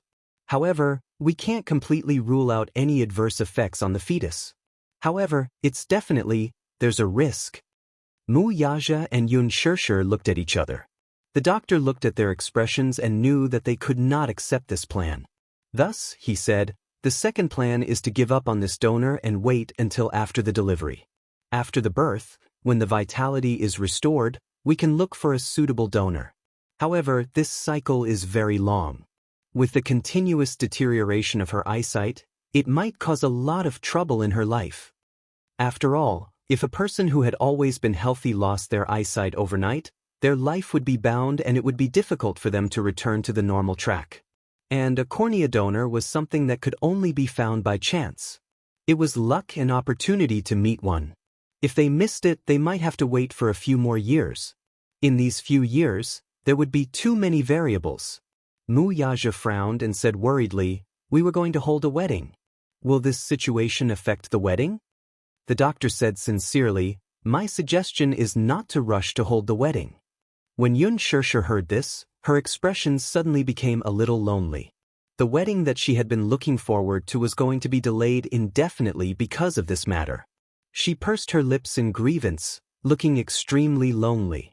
After returning from the doctor's office, she had been leaning against the bed with a gloomy expression. Their expectations for the wedding were suddenly crushed by the cruel reality and nothing was left. Gong Jie saw that she was a little unhappy the moment she came back, so he looked at Mu Yaja suspiciously. "What happened?"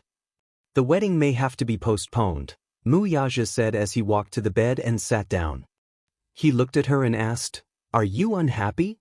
Yun Shirshir shook her head. No.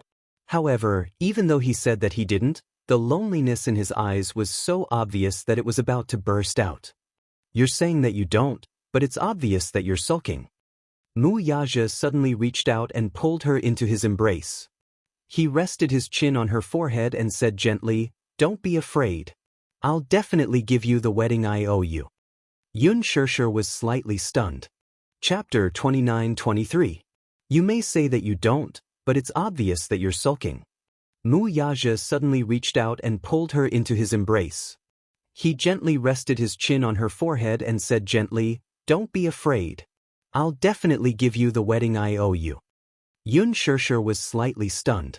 Ever since she got pregnant and stayed in the hospital, her pregnancy symptoms slowly followed. Even the anxiety and emotional changes that were unique to pregnant women were reflected in her body. How terrifying was it for a normal person to be blind? In the past, she felt that things that could be done naturally had become extremely difficult. Usually, when she drank water, she could pick up the teacup. But now, even lying in bed and watching TV for a while had become an extravagant hope. It was common for her to knock things over. Once, she accidentally broke a vase that Yu had given her. She once complained that the smell of disinfectant was the most common in the ward, and it gave her a headache. Hence, Yu specially ran to the florist, chose a vase, put a few fresh flowers in it, and placed it on the windowsill. Realizing that the vase had been knocked over, Yun Shirshir hurriedly reached for the corner and her hand was covered in blood. She had knocked over the vase that Yu had given her. She was afraid that Yu would feel sorry for her. When Gong Jie walked in, he saw Yun Shirshir sitting by the bed. Her hospital gown was stained with blood and she looked a little disheveled. He rushed over and grabbed her hand. "Why is there so much blood?" "Xiaojia, I just wanted to go to the washroom," she said in frustration. "I was groping along the wall and accidentally broke the vase. What should I do? I don't even seem to be able to do the most basic things." Gong Jie laughed and said, "Didn't I send a nurse for you? She went to eat. Didn't you ring the bell? I wanted to try and see if I could do it myself. After all, I'm not used to having someone accompany me to the washroom." She could not even take care of herself. Lying in bed every day, she had no choice but to ask for help even if she needed to solve her physiological needs. He couldn't see. His vision was close to blindness. Everything in front of him was foggy. She was uneasy about the future. When she thought about how she wouldn't even be able to see her own flesh and blood on the day she gave birth, she felt regret and heartache. As a result, he became extremely anxious and even lost his temper for no reason. Fortunately, Mu Yaja and Gong Jie were unconditionally tolerant of her anxious temper. Even if she was angry, anxious, or even crying because of a trivial matter, Mu Yaja could still patiently comfort her until she calmed down. Gong Jie replied, "It's only temporary that you can't see. Right now, it's mainly for the little guy in your belly. The doctor said that it's too risky to perform the surgery now. We're not willing to take the risk. I understand. There will be more opportunities in the future." "What if there's no such opportunity?" Gong Jie replied immediately, "That's impossible. There is no such assumption. Sister, don't let your imagination run wild. You're just too idle every day. With nothing to do, it's easy for your imagination to run wild. Actually, it's not as bad as you think." "I understand." Yun Shirshir immediately said, "Don't worry, I won't let my imagination run wild and make you guys worry." Chapter 29-24. There were many people in the hospital, and the ward was always dark, so it was difficult to get real peace and quiet. Hence, he discussed with the doctor and brought her back to Yun Shanshi to recuperate.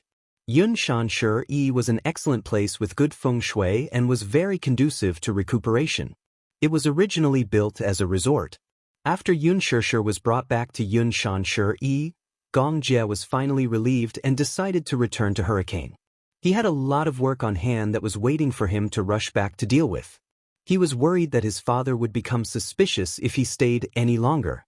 Gong Jie did not say much goodbye and took a private jet back to Hurricane's headquarters. Yun Shirshir began to recuperate.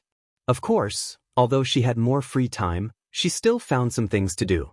For example, What should I name the little guy? At night, Yu and Xiao Yichen were already asleep. Mu Yaja was reading his email when Yun Shirshir lay on the sofa and muttered to herself. I have a headache coming up with a name. She was a little troubled. She had been thinking for a long time about the child's name, but she still could not think of a satisfactory one. Mu Yaja put down his laptop and walked to her side. He pulled her into his arms and kissed her forehead lovingly. You haven't even confirmed whether it's a boy or a girl, yet you're already in a hurry to think of a name. Aren't you a little too anxious? Because it's too boring. She muttered, I'm at home every day with nothing to do, so I'm thinking about what to name the child after it's born. Then, you're in a hurry to come up with a name when you know the child's gender? What if you choose a boy's name and give birth to a girl? Then, I'll think of a boy and a girl's name together. Mu Yaja laughed but went along with her and asked, Then, do you want a girl or a boy? Yun Shirshir laughed and said, It's not like I can give birth to a boy just because I want a girl or a boy. This is something that can't be decided. Then, do you like a girl or a boy? I like both. Yun Shirshir said and asked him, What about you? I hope to have a little princess. Mu Yaja was famous for being fond of daughters. Men had no resistance against daughters. It was said that daughters were the lovers of their fathers in their previous lives. These words were not false at all. Mu Yaja wholeheartedly hoped that he could have a little princess. He would definitely be overjoyed. By the way, I've always been curious about the meaning behind the name Xiao Yichen. Yun Shirshir was a little curious. It couldn't have been randomly chosen, right? The name she gave Yu was meaningful. She was thankful to the heavens for saving her life despite having a near-death experience when she was born. Hence, she was named Yun Tianyu. Mu Yaja explained, the word Li means light. Chen was ranked 5th in the earthly branch and was a dragon.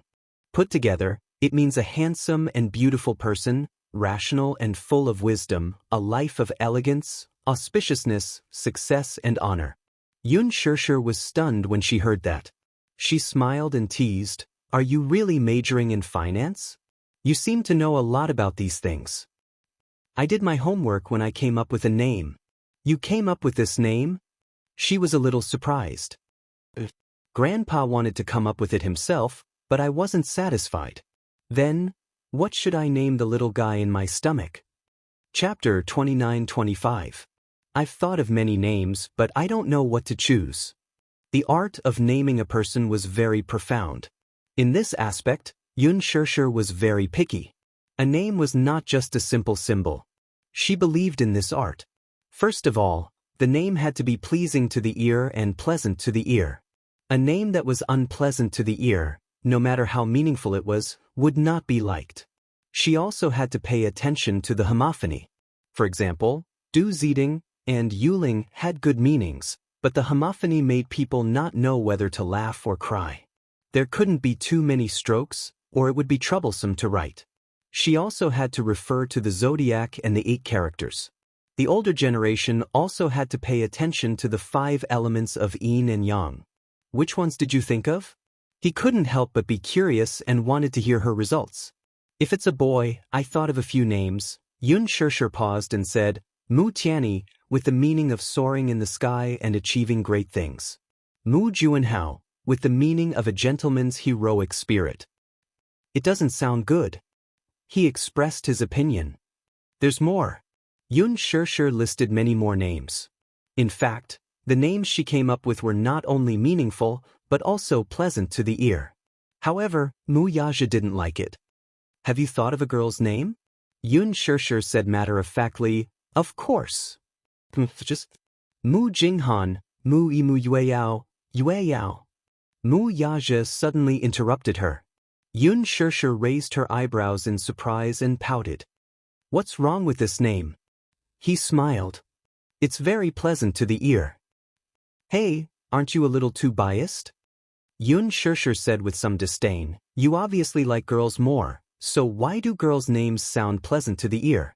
Such an evaluation is not fair at all. He said seriously, Yueyao is a very pleasant name. Let's call it that. Yun Shirshir said unwillingly, What if it's not a girl? Whether it's a girl or not, It's my decision, not yours. You don't have to worry. Mu Yaja scratched her nose and said confidently, I think that when the little guy comes out, it will definitely be a girl. What? You make it sound like you and your daughter have telepathy. Yun Shirshir was a little jealous. If it's really a girl, I won't have a place in this family in the future. You only have eyes for your daughter. In the future, when father and daughter are united, won't my life be hard? Don't you have Yu and Xiao Yichen? She had nothing to say. Aren't the three of you united? My daughter and I are of one mind, so what?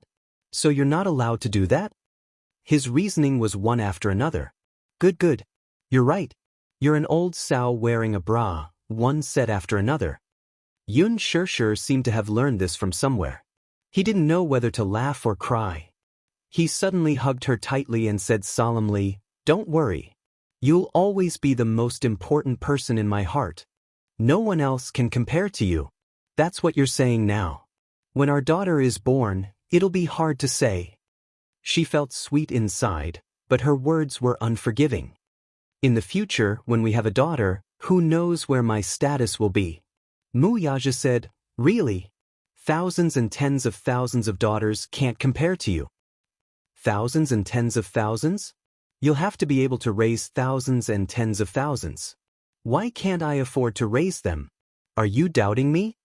Mu Yaja suddenly grabbed her hands and leaned closer to her. There's no one that I can't raise. It'll just depend on whether you can afford to give birth to them. Let's not talk about other things. Just based on this weight, I can't give birth.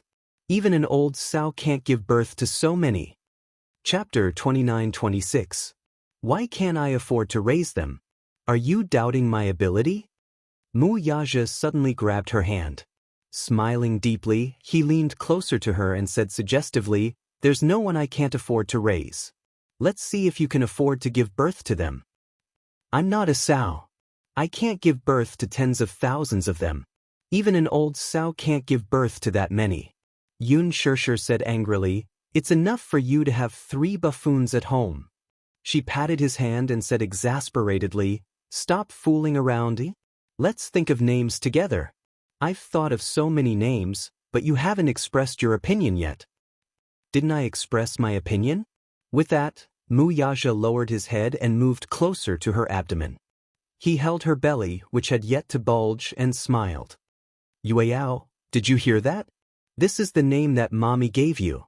Hey, Yun Shirshir didn't know whether to laugh or cry. Are you done fooling around?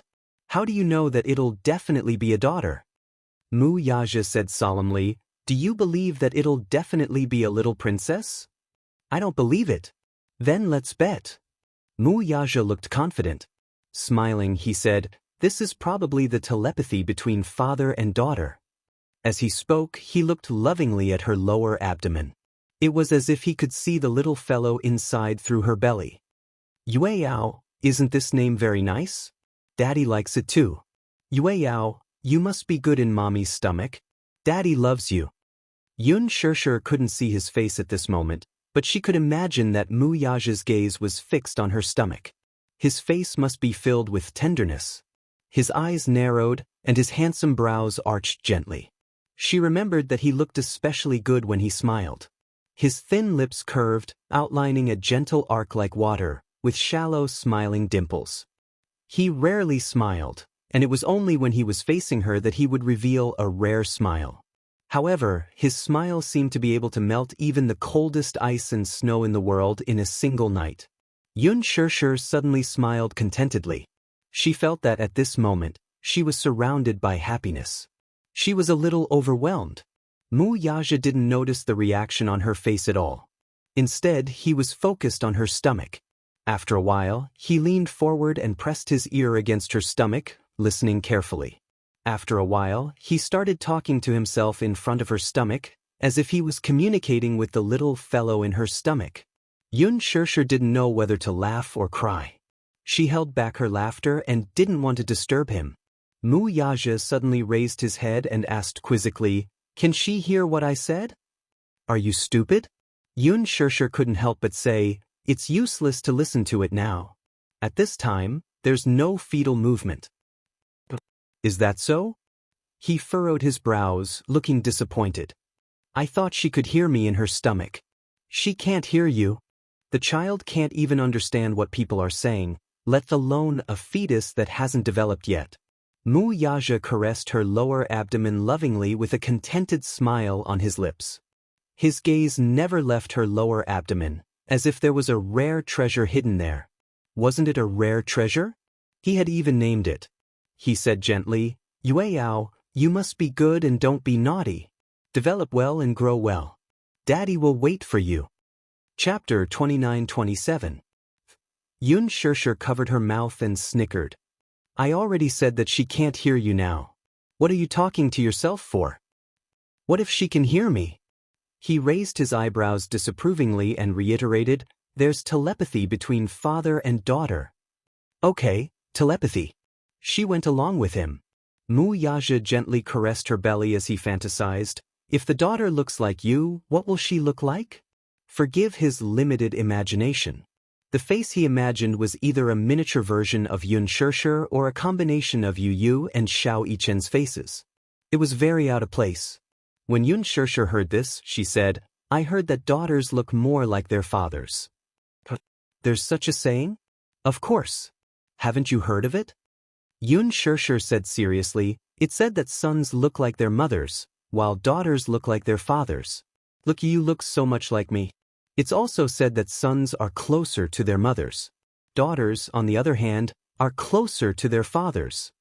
Mu Yaja grabbed her face and scrutinized it before nodding. Yu Yu and Yichen do look more like you.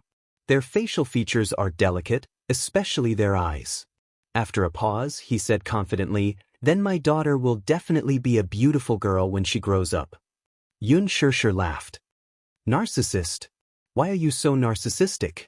This is the truth, he said solemnly. Daughters look like you?